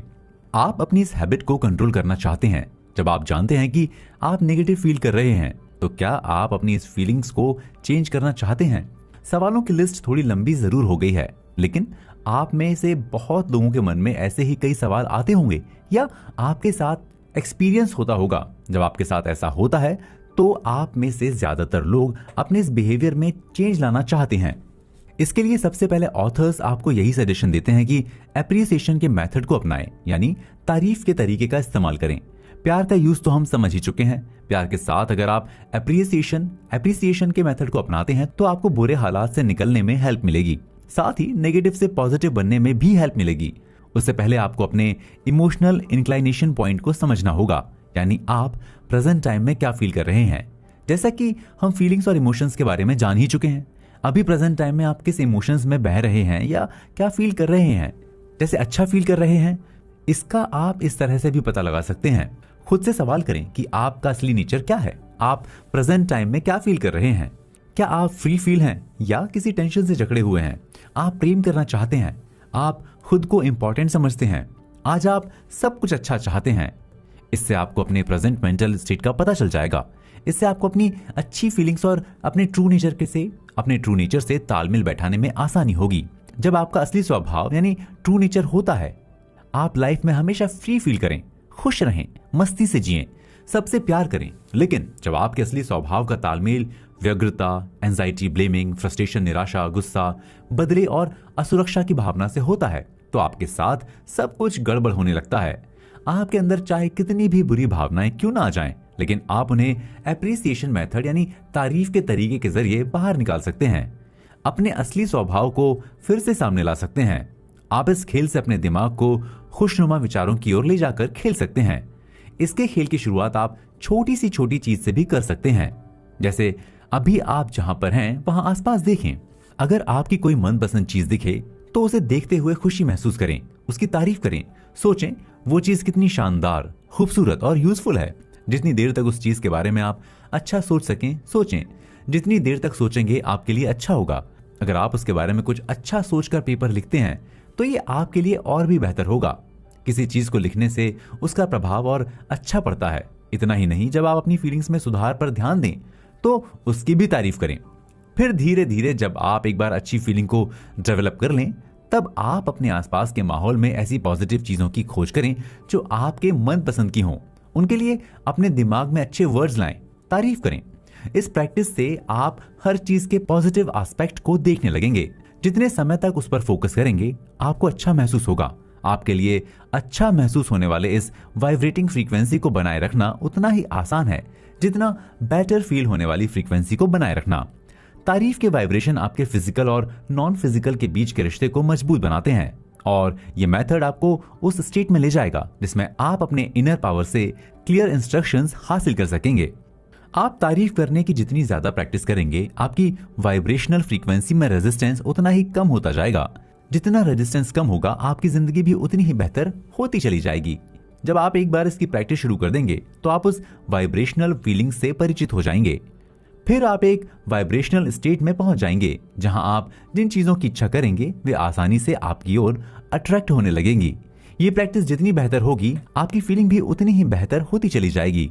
तो आज से ही इस मेथड का इस्तेमाल करना शुरू कर दें और इसके जादू को महसूस करें। चलिए इसी के साथ बढ़ते हैं अपने अगले चैप्टर पर, जिसमें हम मैजिकल क्रिएशन बॉक्स के बारे में जानेंगे, जिसकी हेल्प से हम अपनी उस चीज को हासिल कर सकते हैं जो उस बॉक्स में डालेंगे। मैजिकल क्रिएशन बॉक्स का यूज करें। अब ऑथर्स आपको एक और शानदार मेथड के बारे में बताते हैं जिससे आप अपनी मनपसंद चीजों को अपनी ओर आसानी से अट्रैक्ट कर सकते हैं। उस मेथड का नाम है मैजिकल क्रिएशन बॉक्स। ये मेथड आपके लिए तभी सबसे ज्यादा यूजफुल साबित होगी जब आपका emotional trend point Joy, knowledge, empowerment, freedom, प्यार, तारीफ और ऑप्टिमिज्म की कैटेगरी के बीच होगा। यानी तभी ये मेथड अच्छे से काम करेगा जब आप इन फीलिंग्स में से किसी एक को या एक से ज्यादा को फील कर रहे होंगे। इस मेथड को शुरू करने के लिए आपको एक अट्रैक्टिव बॉक्स की खोज करनी होगी, यानी एक बॉक्स को इमेजिन करना होगा। इमेजिन करें कि आप किसी चेयर पर बैठे हैं और आपकी चेयर के पास एक बड़े आकार का खूबसूरत बॉक्स रखा हुआ है। आप जानते हैं कि आप क्रिएटर हैं और ये बॉक्स क्रिएशन है। एक तरह से यही बॉक्स आपकी दुनिया है, आपका इंपॉर्टेंस है। आपके अंदर बहुत सारी पावर्स हैं। आप इस यूनिवर्स में कहीं भी आ जा सकते हैं, अपनी किसी पसंदीदा चीज की खोज कर सकते हैं। आप में किसी भी चीज को लाकर इस बॉक्स में डालने की ताकत है। जैसे आप अपने सपनों का घर चुनकर इस बॉक्स में डाल सकते हैं, अपनी फेवरेट कार को इस बॉक्स में डाल सकते हैं, अपना पसंदीदा जीवन साथी, सुख सुविधा के सभी साधन को चुनकर इस बॉक्स में डाल सकते हैं। यानी आप इस बॉक्स में वो सभी चीजें डाल सकते हैं जो आपकी फेवरेट हैं, ऐसी चीजें जिन्हें पाकर आप खुश और एक्साइटेड फील करें। ये एक ऐसा खेल है जिसे आपको एक मेंटल गेम की तरह खेलना है, लेकिन आप इसे और मजेदार बनाने के लिए एक रियल बॉक्स लाकर रख सकते हैं। उसमें ऐसी कोई चीज डालें जो आपकी इच्छा को रिप्रेजेंट करती हो। आप अपनी मैजिकल क्रिएशन बॉक्स में जो भी चीज डालें, उस समय आपको ध्यान देना होगा कि आप रेजिस्टेंस की पोजीशन में ना हो। आप देखेंगे कि यूनिवर्स जवाब देगा, किसी तरह से वो आपके पास वो चीज लाएगा। अगर आप अपनी पसंदीदा चीज को बॉक्स में डालते वक्त रेजिस्टेंस का पैटर्न अपनाते हैं तो आपको अपनी मनपसंद चीज को पाने में वक्त लगेगा। हालांकि ये मेथड बहुत लोगों को मजाक लग सकता है, लेकिन ये एक इफेक्टिव मेथड है क्योंकि आपका पूरा क्रिएटिव कंट्रोल आपकी कल्पना पर होता है। लेकिन आपको इस मेथड का यूज करते वक्त एक चीज का और ध्यान रखना है। जब आप अपनी किसी चीज को अपनी मैजिकल क्रिएशन बॉक्स में डालते हैं तो ऐसी किसी चीज के बारे में ना सोचें जिसे आप नहीं चाहते। इस मेथड का यूज ऑथर्स ने खुद किया है। इसकी हेल्प से उन्होंने अपनी कई फेवरेट चीजों को हासिल किया है। जैसे एक बार जेरी और एस्थर अपने घर के लिए जापानी ओरिएंटल कारपेट की खोज कर रहे थे। एक दिन प्लेन ट्रिप के दौरान उन्हें उस कारपेट की पिक्चर एक मैगजीन में दिख गई। उन्होंने वो पिक्चर फाड़ ली और उन्होंने तुरंत उसे इमेजिन करके अपने मैजिकल क्रिएशन बॉक्स में डाल दिया। जैसे ही वो घर पहुंचे तो उन्हें एक बॉक्स मिला। जब उन्होंने वो बॉक्स ओपन किया तो उसमें एक नई कारपेट कंपनी का पोस्ट कार्ड मिला। उस पोस्ट कार्ड पर सेम उसी तरह के कारपेट की पिक्चर थी। उनकी तो खुशी का ठिकाना नहीं रहा क्योंकि ये उनके साथ 24 घंटे के अंदर ही हो गया था। वो बताते हैं कि उनके साथ अक्सर ऐसा होता है क्योंकि उन्होंने मैजिकल क्रिएशन बॉक्स की प्रैक्टिस कर ली थी। इस तरह से उन्होंने अपनी लाइफ में बहुत सी चीजें हासिल की। आप लोगों के लिए ऑथर्स का यही सजेशन है कि इस मेथड को करते वक्त आप एंजॉय करें। आपकी इमेजिनेशन में बहुत ताकत होती है। जब आप उसे पॉजिटिव तरीके से एंजॉय करते हुए करते हैं तो उसका असर दिखता है। कभी कभी आपको कोई चीज ऐसी मिल जाती है जो आपको चाहिए होती है तो आपकी खुशी बहुत कम होती है। आप उसे पाएंगे, थोड़ी देर के लिए खुश होंगे और फिर नॉर्मल हो जाएंगे। लेकिन जब आप मैजिकल क्रिएशन बॉक्स से खेल को खेलते हुए अपनी पसंदीदा चीज को हासिल करते हैं तो आपको अच्छा लगता है। इसका अलग ही एक्सपीरियंस होता है। कभी कभी तो आपको उन चीजों को भी पाने का मौका मिलेगा जिसे आप बहुत दिनों से पाना चाहते थे। जब आप मैजिकल क्रिएशन बॉक्स में कोई चीज को डालते हैं और फिर उसी चीज को पा जाते हैं तो आपका एक्साइटमेंट भले ही छोटा हो लेकिन वो यादगार होता है। यादगार पल को आप हमेशा संभाल कर रखना चाहते हैं क्योंकि आपने अपनी पॉजिटिव एनर्जी का यूज करके उसे अपनी ओर अट्रैक्ट किया होता है। इसलिए उसके पाने की फीलिंग ही अलग होती है। आपको ये मेथड सुनने में भले ही मजाकिया या सिंपल लगे, आपको ये भी लग सकता है कि ऐसा भी होता है क्या। ऑथर्स आपको पूरे विश्वास के साथ कहते हैं कि हाँ, ऐसा होता है। आप जब किसी चीज की रिक्वेस्ट करेंगे तो आपकी रिक्वेस्ट पर रिएक्शन आता है। आप उसके इफेक्टिवनेस को देखकर दंग रह जाएंगे। इसलिए मैजिकल क्रिएशन बॉक्स का खेल जरूर खेलें। जब आप इसे खेलना शुरू करेंगे तो आप इस पर विश्वास भी करना शुरू कर देंगे। आप जो भी मांगेंगे आपको मिलेगा। तो आइए इसी के साथ बढ़ते हैं अपने अगले चैप्टर पर, जिसमें हम गेम ऑफ प्रॉस्पेरिटी के बारे में जानेंगे, यानी संपन्नता के खेल के बारे में। VO15 game of prosperity. आगे ऑथर्स आपको एक और मजेदार खेल के बारे में बताते हैं जिसका नाम है गेम ऑफ प्रॉस्पेरिटी, यानी संपन्नता का खेल। यह भी खुद की जिंदगी को खुशहाल बनाने का एक इफेक्टिव मेथड है। आप इस मेथड का यूज तभी करें जब आप अपनी इमेजिनेशन एबिलिटी को बढ़ाना चाहते हैं, जब आप अपनी इच्छाओं में ज्यादा क्लैरिटी लाना चाहते हैं, जब आप अपने एक्सपीरियंस में पैसे के इफेक्ट को बढ़ाना चाहते हैं, जब आप अपनी लाइफ में तरह तरह की चीजों को पाना चाहते हो और चीजों का इम्पैक्ट बढ़ाना चाहते हो। क्या आप लोगों की भी यही इच्छा है कि आप अपनी जिंदगी के इन एरियाज में बढ़ोतरी करना चाहते हैं? तो आपको इस बात पर स्पेशल अटेंशन देना होगा कि आपका emotional trend point enjoyment, knowledge, empowerment, freedom, प्यार, तारीफ और निराशा हो, तभी आप इस खेल को खेलें तो ये ज्यादा इफेक्टिव होगा। इस खेल को खेलने के लिए भी आपको अपनी इमेजिनेशन पावर का यूज करना होगा। इस मेथड की शुरुआत में आप एक इमेजिनरी चेकिंग अकाउंट को सेटअप कर सकते हैं, ठीक बैंक अकाउंट की तरह। यानी इसमें कोई रियल बैंक नहीं होता, लेकिन आप इसमें डिपॉजिट स्लिप और चेक विड्रॉल बिल्कुल उसी तरह से यूज करते हैं जैसा कि आप रियल बैंक में करते हैं। आप इसे और इजी बनाने के लिए अपने कंप्यूटर के अकाउंटिंग प्रोग्राम या पुरानी चेकबुक सिस्टम का भी यूज कर सकते हैं जो आपके घर में ही ऐसे बेकार पड़ी हो, जो यूज में ना हो। एक नोटबुक या चेकबुक रजिस्टर और पेपर के खाली टुकड़ों को डिपॉजिट स्लिप और चेक की तरह यूज कर सकते हैं। ऑथर के कहने का मतलब ये है कि आप इस तरह से खेलें कि ये रियल लगे। अपने इस अकाउंट में आपको सबसे पहले 1000 रुपए डिपॉजिट करना है, फिर उसे निकालकर खर्च करना है। यानी अपने चेकबुक रजिस्टर में 1000 रुपए की डिपॉजिट एंट्री करें और उसके बाद उसे निकालने के लिए एक चेक लिखें, ठीक वैसे ही जैसे आप अपनी रियल लाइफ में अपने खर्चों के लिए चेक बनाते हैं। आप निकाले गए पैसों को अपने हिसाब से खर्च कर सकते हैं। आप उसे एक साथ पूरा खर्च कर सकते हैं या अलग अलग चीजों पर खर्च कर सकते हैं। यानी ये आप पर डिपेंड करता है कि आप उसे किस तरह से खर्च करते हैं। इस मेथड का मेन पर्पस यही है कि आप जो खरीदना चाहते हैं इमेजिन करके अपनी मनपसंद चीजों को खरीदें। जैसे आप रियल लाइफ में कोई चीज खरीदते हैं, फिर जब उन चीजों को खरीद लें तो ठीक वैसे ही अच्छा फील करें जैसे रियल लाइफ में अपनी पसंदीदा चीजों को पाकर करते हैं। फिर आप चेक के मेमो के पार्ट में उस खर्च किए गए पैसों को डिस्क्राइब करें। मान लें कि आप कोई रनिंग शूज खरीदते हैं या किसी स्पा में जाते हैं या फिर कोई जिम ज्वाइन करते हैं। उसके लिए आप खर्च करने के लिए जो चेक बनाते हैं उस खर्च किए गए पैसे के बारे में चेक के मेमो पार्ट पर भी लिखें। आप अपने उन पैसों को एक दिन में खर्च कर सकते हैं। ये थोड़ा थोड़ा करके कई दिनों में कर सकते हैं, लेकिन ऑथर्स का बताने का मेन पर्पस यही है कि आप उन पैसों को ज्यादा से ज्यादा खर्च करें, क्योंकि आगे आप अपने इस अकाउंट में जमा करने वाले हैं। उस अमाउंट को पाकर आप सरप्राइज रह जाएंगे। इस तरह से आप दूसरे दिन 2000 डिपॉजिट करें, तीसरे दिन 3000, चौथे दिन 4000 और 50वें दिन 50,000 डिपॉजिट करें। इस तरह से अगर आप इस खेल को पूरे साल खेलते हैं तो आपके अकाउंट में 6 करोड़ 60 लाख रुपए डिपॉजिट हो जाएंगे। सबसे बड़ी बात कि आप सेम अमाउंट को खर्च भी कर चुके होंगे। इससे आपको आपकी इमेजिनेशन पावर को बढ़ाने का बेनिफिट मिलेगा। कुछ दिन बाद आप फील करने लगेंगे कि कई हफ्तों तक इस खेल को खेलने के बाद आप इतने पैसे खर्च करने के असली कंस्ट्रक्शन की शुरुआत कर चुके हैं, क्योंकि ज्यादातर इंसान अपनी इमेजिनेशन पावर का ज्यादा इस्तेमाल नहीं करते। ज्यादातर लोग अपनी इमेजिनेशन का उतना ही इस्तेमाल करते हैं जो वो देखते हैं। जो अपनी इमेजिनेशन पावर यूज नहीं करते वे इस खेल को खेलकर खुद को नए थॉट्स तक पहुंचा सकते हैं। फिर आप वक्त के साथ साथ अपनी इच्छाओं और उम्मीदों को विस्तार देने लगेंगे।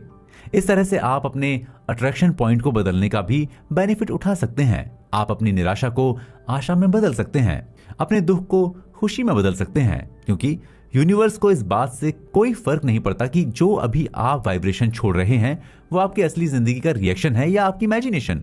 ये संपन्नता का खेल आपके अट्रैक्शन पॉइंट के वाइब्रेशन में बदलाव लाने की एक पावरफुल मेथड है। आप इस खेल को थोड़े समय के लिए खेल सकते हैं, पूरे साल के लिए खेल सकते हैं, या फिर अपने मन मुताबिक कितने समय तक भी खेल सकते हैं। आप जो भी चुने वो आपके लिए सही हो। इसे खेलते हुए आपको शुरुआत में थोड़ा अजीब लगेगा। आप इसे जितना ज्यादा खेलेंगे आपकी इमेजिनेशन उतनी ही एक्सपेंड होती चली जाएगी।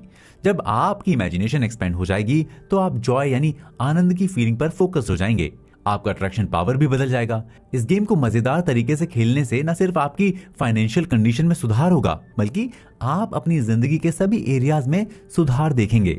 इससे आपको अपनी मनपसंद चीज के इर्द गिर्द ज्यादा वाइब्रेशन छोड़ने में मदद मिलेगी। इस खेल को खेलने से आप और ज्यादा होपफुल वाइब्रेशंस छोड़ सकेंगे।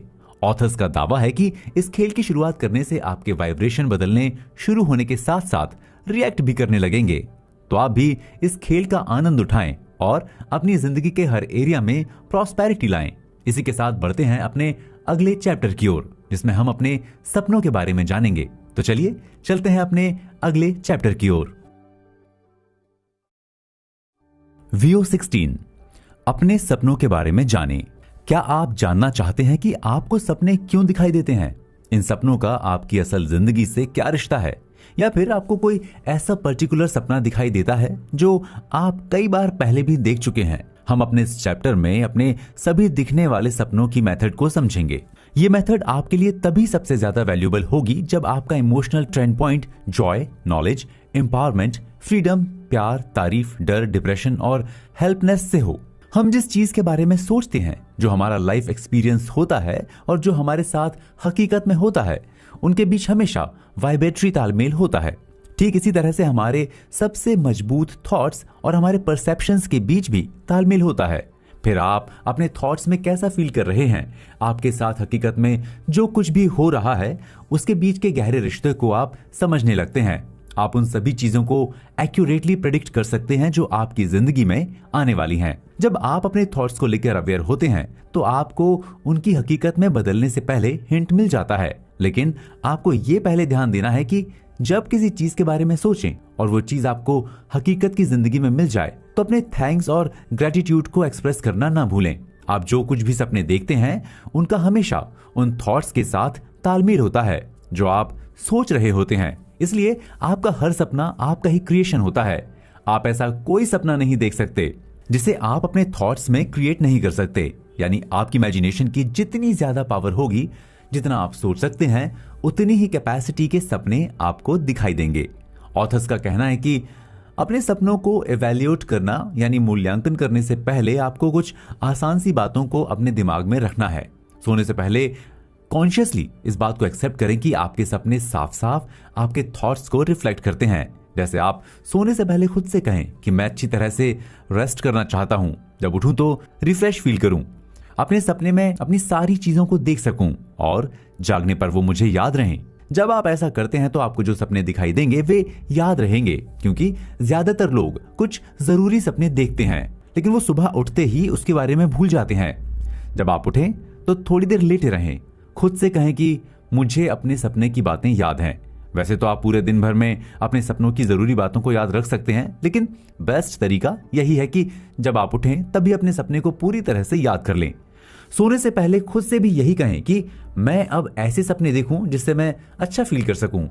जब आप अच्छा महसूस करने वाले सपने देखकर उठेंगे तो आप रियल लाइफ में भी अच्छा महसूस करेंगे। अगर आप बुरे सपने देखकर उठते हैं तो आप सतर्क हो जाएं कि आपके डोमिनेंट थॉट्स किसी ऐसी चीज को अट्रैक्ट करने की प्रोसेस में है जो आपको नहीं चाहिए। इसलिए ऑथर्स आपसे हमेशा यही कहते आ रहे हैं, आप उन चीजों के बारे में कभी ना सोचें जो आपको नहीं चाहिए। जब आप एक बार ये समझने लगेंगे कि आपके सपने वही हैं जो आप महसूस करते हैं या महसूस कर रहे हैं, या वे थॉट्स हैं जो आप अपने दिमाग में क्रिएट कर रहे हैं, तो आप अपने सपनों में सकारात्मक प्रभाव डालने के लिए अपने थॉट्स में बदलाव लाना शुरू कर देंगे। जो लोग ज्यादा बुरे सपने देखते हैं उन्हें टेंशन लेने की जरूरत नहीं है, वे बस तारीफ की मेथड को अपना लें। अपनी कॉन्शियसनेस से कहें कि वो आपका ध्यान किसी ऐसी चीज पर ना ले जाए जिसे आप नहीं चाहते। साथ ही आप इस चीज की भी तारीफ करें कि आपकी फीलिंग्स आपको आगाह करती रहती हैं। आप सपना देखते हुए कुछ क्रिएट नहीं करते, आपका सपना उसी को एक्सप्रेस करता है जो अपनी जागृत अवस्था में विचार करते हैं। लेकिन जब आप एक बार जागते हैं, उन सपनों के बारे में विचार करते हैं, तो वे भी आपके फ्यूचर क्रिएशन पर इफेक्ट डालते हैं। ऑथर्स का कहना है कि हो सके तो आप अपने सपनों को लिख लिया करें, लेकिन ज्यादा डिटेल में लिखने की जरूरत नहीं है। आपने सपने में जिस जगह को देखा उसे नोट कर लें, समय को लिख लें, वहां पर कौन कौन लोग मौजूद थे, आप उस सपने में क्या कर रहे थे, बाकी लोग उस सपने में क्या कर रहे थे, इन सब चीजों को जरूर लिखें। उस सपने को देखते हुए आप कैसा महसूस कर रहे थे ये भी जरूर लिखें।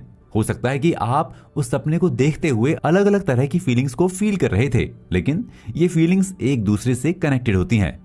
एक ही सपने में आप एक्साइटमेंट और गुस्सा फील नहीं कर सकते, क्योंकि इन दोनों फीलिंग्स की वाइब्रेटरी फ्रीक्वेंसी एक ही सपने में नहीं आ सकती। आप अपने सपने से अपनी मौजूदा वाइब्रेशनल फ्रीक्वेंसी के बारे में जानकारी ले सकते हैं। उसके लिए आपको उस सपने को याद करना होगा, उन नॉन फिजिकल थॉट्स के ग्रुप का फिजिकल ट्रांसफॉर्मेशन करना होगा। आप सपने में क्या बातचीत कर रहे थे उसके बारे में ध्यान देना होगा। जैसे आप किसी चीज को बहुत दिनों से पाना चाहते हैं, लेकिन वो चीज आपको मिल ही नहीं रही, तो आपको एक ऐसा सपना जरूर दिखेगा जिसमें वो चीज मिलती हुई दिखाई देगी आपको। फिर उस सपने की हैप्पी मेमोरी से अपने नेगेटिव थॉट्स को रिमूव कर सकते हैं। जब भी आप होपलेस फील करें, उस सपने के बारे में सोचें। इसके लिए आपको उन वाइब्रेशंस के बारे में सोचना होगा जो आप उस सपने में महसूस कर रहे थे, क्योंकि आप उन्हीं वाइब्रेशन से अपनी इच्छाओं को पूरा कर सकते हैं। सपने आपको अपने आसपास के बारे में सोचने के लिए इनकरेज करते हैं। अगर आप सपने में कुछ ऐसी चीज देखते हैं जिससे आप डर जाते हैं तो जागने पर अपने कॉन्शियसनेस से कह सकते हैं कि मुझे ये नहीं चाहिए। सोने से पहले आप अपनी पसंदीदा चीज की मांग कर सकते हैं। आप अपने सपनों में वही देखेंगे। धीरे धीरे आप अपने अंदर की एनर्जी से फायदा उठाने लगेंगे। रियल लाइफ में भी उस चीज को अट्रैक्ट करने लगेंगे जो आपको चाहिए। चलिए इसी के साथ हम बढ़ते हैं अपने अगले चैप्टर पर, जिसमें हम अपनी नेचुरल हेल्थ को फिर से हासिल करने के बारे में जानेंगे। अपनी नेचुरल हेल्थ को वापस पाएं।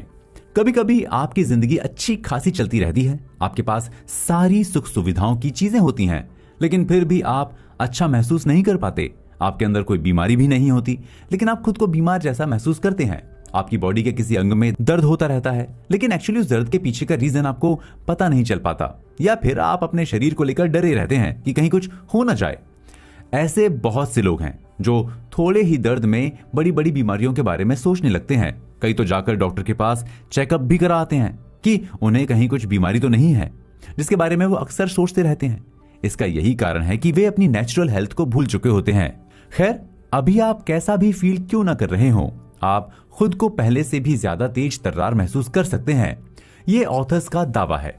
वे आपको कुछ ऐसी चीजें बता रहे हैं जिससे आप खुद की नेचुरल हेल्थ को फिर से फील कर सकते हैं और एक खुशहाल जिंदगी जी सकते हैं। ये मेथड उन लोगों के लिए ज्यादा इफेक्टिव है जो अपने अंदर फ्रस्ट्रेशन, गुस्सा, इम्पेशेंट, डर, दुख, डिप्रेशन, होपलेसनेस और खुद को पावरलेस फील करते रहते हैं। इस मेथड को करने के लिए आप कोई कंफर्टेबल जगह खोज लें, फिर वहां जाकर लेट जाएं। आप जितनी ज्यादा कंफर्टेबल पोजीशन में होंगे उतना ही आपको अच्छा फील होगा। इसके लिए डेली आप अपने लिए 15 मिनट का फ्री टाइम जरूर निकालें। ऑथर आपको एक लिस्ट बनाने का सुझाव दे रहे हैं जिसमें आपको लिखना है, मेरी बॉडी को हेल्थी रहना अच्छा लगता है। मेरे लिए क्या अच्छा है ये मेरी बॉडी को पता होता है।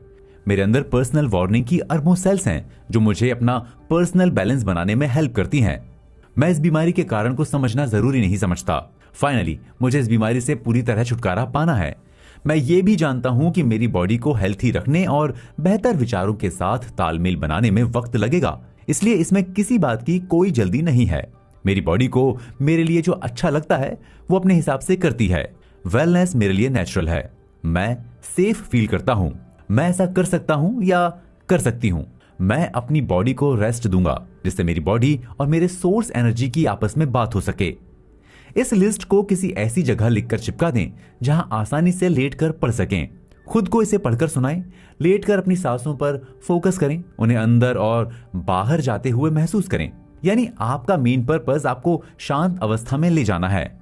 कोशिश करें कि डीप ब्रीदिंग करें, लेकिन सांस लेते वक्त ताकत का इस्तेमाल ना करें। फेस पर एक स्माइल बनाकर रखें। फील करें कि ये सोर्स एनर्जी आपके सेल्यूलर रिक्वेस्ट का जवाब दे रही है। कुछ लोग किसी दर्द के पीक पॉइंट पर होंगे जिसकी वजह से वो दर्द उन्हें ज्यादा परेशान कर रहा होगा, तो आप अपनी लिस्ट में इन बातों को भी जोड़ें। दर्द को फील करने का मतलब है कि सोर्स एनर्जी मेरी एनर्जी के सेल्यूलर रिक्वेस्ट पर रिएक्ट कर रही है। दर्द की ये फीलिंग इस बात का अच्छा साइन है कि मदद भेजी जा रही है। मैं इस दर्द में भी शांत रहूंगा क्योंकि मुझे मालूम है कि ये इंप्रूवमेंट का इंडिकेटर है। आपकी बॉडी का हर सेल एक क्रिएटिव लाइफ फोर्स के साथ डायरेक्ट रिलेशन में होता है। हर सेल फ्री होकर रिएक्ट करता है। जब आप खुशी महसूस करते हैं तब आपके सर्किट खुल जाते हैं जिससे आप अपने अंदर की पावर को पूरी तरह से हासिल कर सकते हैं। वहीं अगर आप गिल्टी, डर, गुस्सा जैसी बुरी फीलिंग्स महसूस करते हैं तो आपका ये सर्किट बंद होने लगता है। फिर आप उस लाइफ सोर्स को उतने अच्छे तरीके से फील नहीं कर पाते। जो बच्चे छोटे हैं, जो अपनी लिस्ट नहीं लिख सकते या फिर बोल नहीं सकते, उनके लिए भी ऐसे वाइब्रेशन मौजूद हैं जो उनके लिए बेनिफिशियल होते हैं। यहाँ तक कि माँ के पेट में रहते हुए भी अगर पैदा होने के बाद किसी बच्चे में कोई डेफिशिएंसी है या उसमें कोई नॉर्मल बच्चों की तुलना में कमी है तो उन्हें ऐसे थॉट्स के लिए इंस्पायर किया जाए जिससे वे अपनी भलाई को एक्सेप्ट कर सकें। इससे वे अपनी पूरी बॉडी को फील करेंगे। वे खुद को इस तरह से बदल लेंगे जो उनके लिए बेनिफिशियल होगा। हेल्थी रहना एक इंसान का नेचर होता है। वो जन्मजात संपन्न होता है। इसके लिए बस उसे कभी भी किसी चीज की कमी नहीं महसूस करनी है। आप खुद की किस्मत को कभी ना कोसें। आप अपनी जिंदगी को अच्छे से एंजॉय करते हुए एक हेल्थी लाइफ जी सकते हैं। आप धरती पर एक कंप्लीट लाइफ जीने आए हैं। इसलिए जब कोई इंसान मरता है तो यही कहा जाता है कि उसका समय पूरा हो गया, यानी उसने अपनी जिंदगी पूरी कर ली। बस आप ये समझ लें आप इस शरीर में आप अपनी कंप्लीट लाइफ जी सकते हैं अगर आप अपने माहौल को लगातार पॉजिटिव बनाकर रखते हैं, उसे अच्छे से जीते हैं।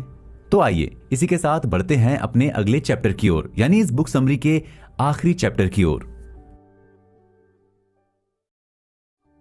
VO18 इमेजिनेशन पावर का यूज करके कुछ भी हासिल करें। इसी के साथ हम अपनी इस बुक समरी के आखिरी चैप्टर पर आ चुके हैं। आप जिंदगी में जो भी पाना चाहते हैं वो आपको मिलेगा, लेकिन उसके लिए कुछ करना पड़ेगा।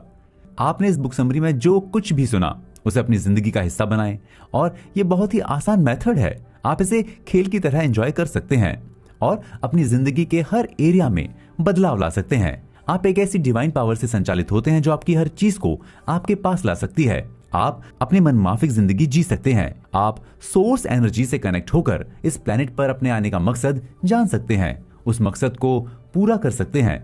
उसे पूरा करने में जो भी समस्या आएगी उससे आप आसानी से निपट सकते हैं, लेकिन उसके लिए आपको अपनी सोर्स ऊर्जा से कनेक्ट होना पड़ेगा। आपको अपने अंदर की डिवाइन पावर को फील करना होगा। अगर आपको मौजूदा समय में बुरा फील हो रहा है तो आप में वो पावर है जो आपको अच्छा महसूस करा सकती है। कभी कभी कुछ चीजें आपको डराती हैं। एक्चुअली डर आपको सचेत करता है कि आप डर की पावर को समझें। डर से डरने की जरूरत नहीं है। जब आप अपने सोर्स एनर्जी से कनेक्ट होते हैं तो आप कभी डरते नहीं, बल्कि उस डर से सबक सीखते हैं। आप डरते या बुरा तब फील करते हैं जब आपका इमोशनल स्केल डाउन होता है। आप अपने इमोशनल स्केल को ऊपर उठाकर अपनी जिंदगी से हर वो बुरी चीज निकाल सकते हैं जो आपको बुरा और इनसिक्योर फील कराती है। जब आप अपने इमोशनल स्केल को ऊपर उठा लेते हैं तो हमेशा आपको अच्छा फील होगा। आप जो भी क्रिएट करना चाहते हैं वो कर सकते हैं।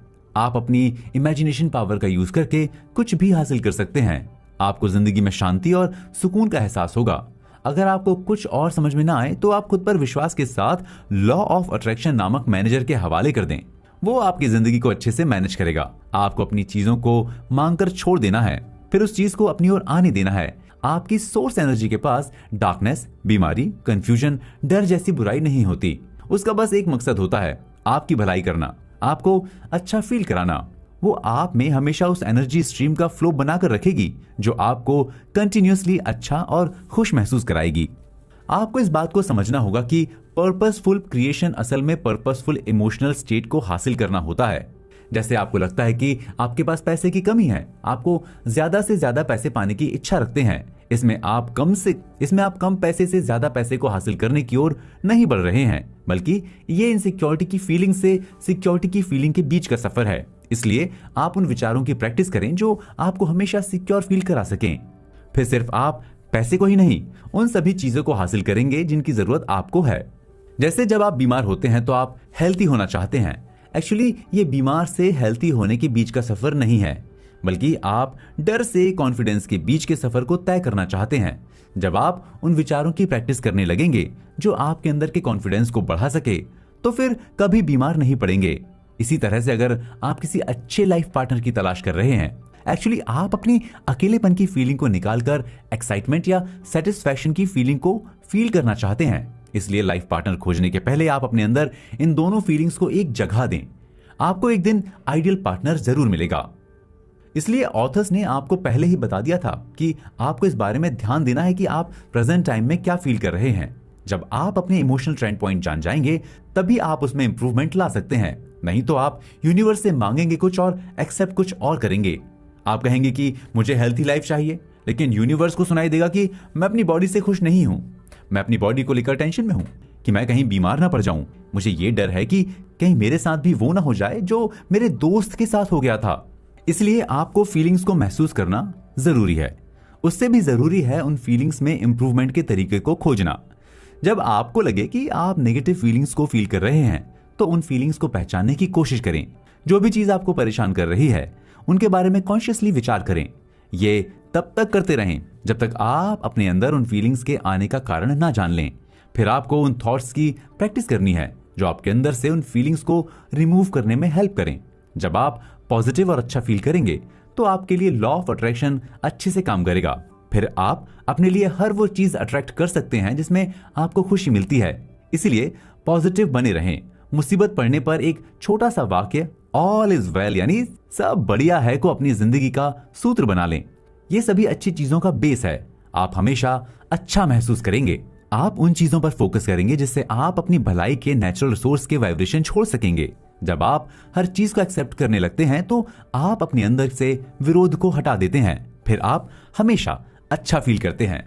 तो आइए इस बुक समरी को यहीं समाप्त करते हैं, फिर मिलेंगे किसी और बुक समरी के साथ। तब तक अपने दोस्त चेतन को दीजिए इजाजत। Stay healthy, keep smiling. नमस्कार।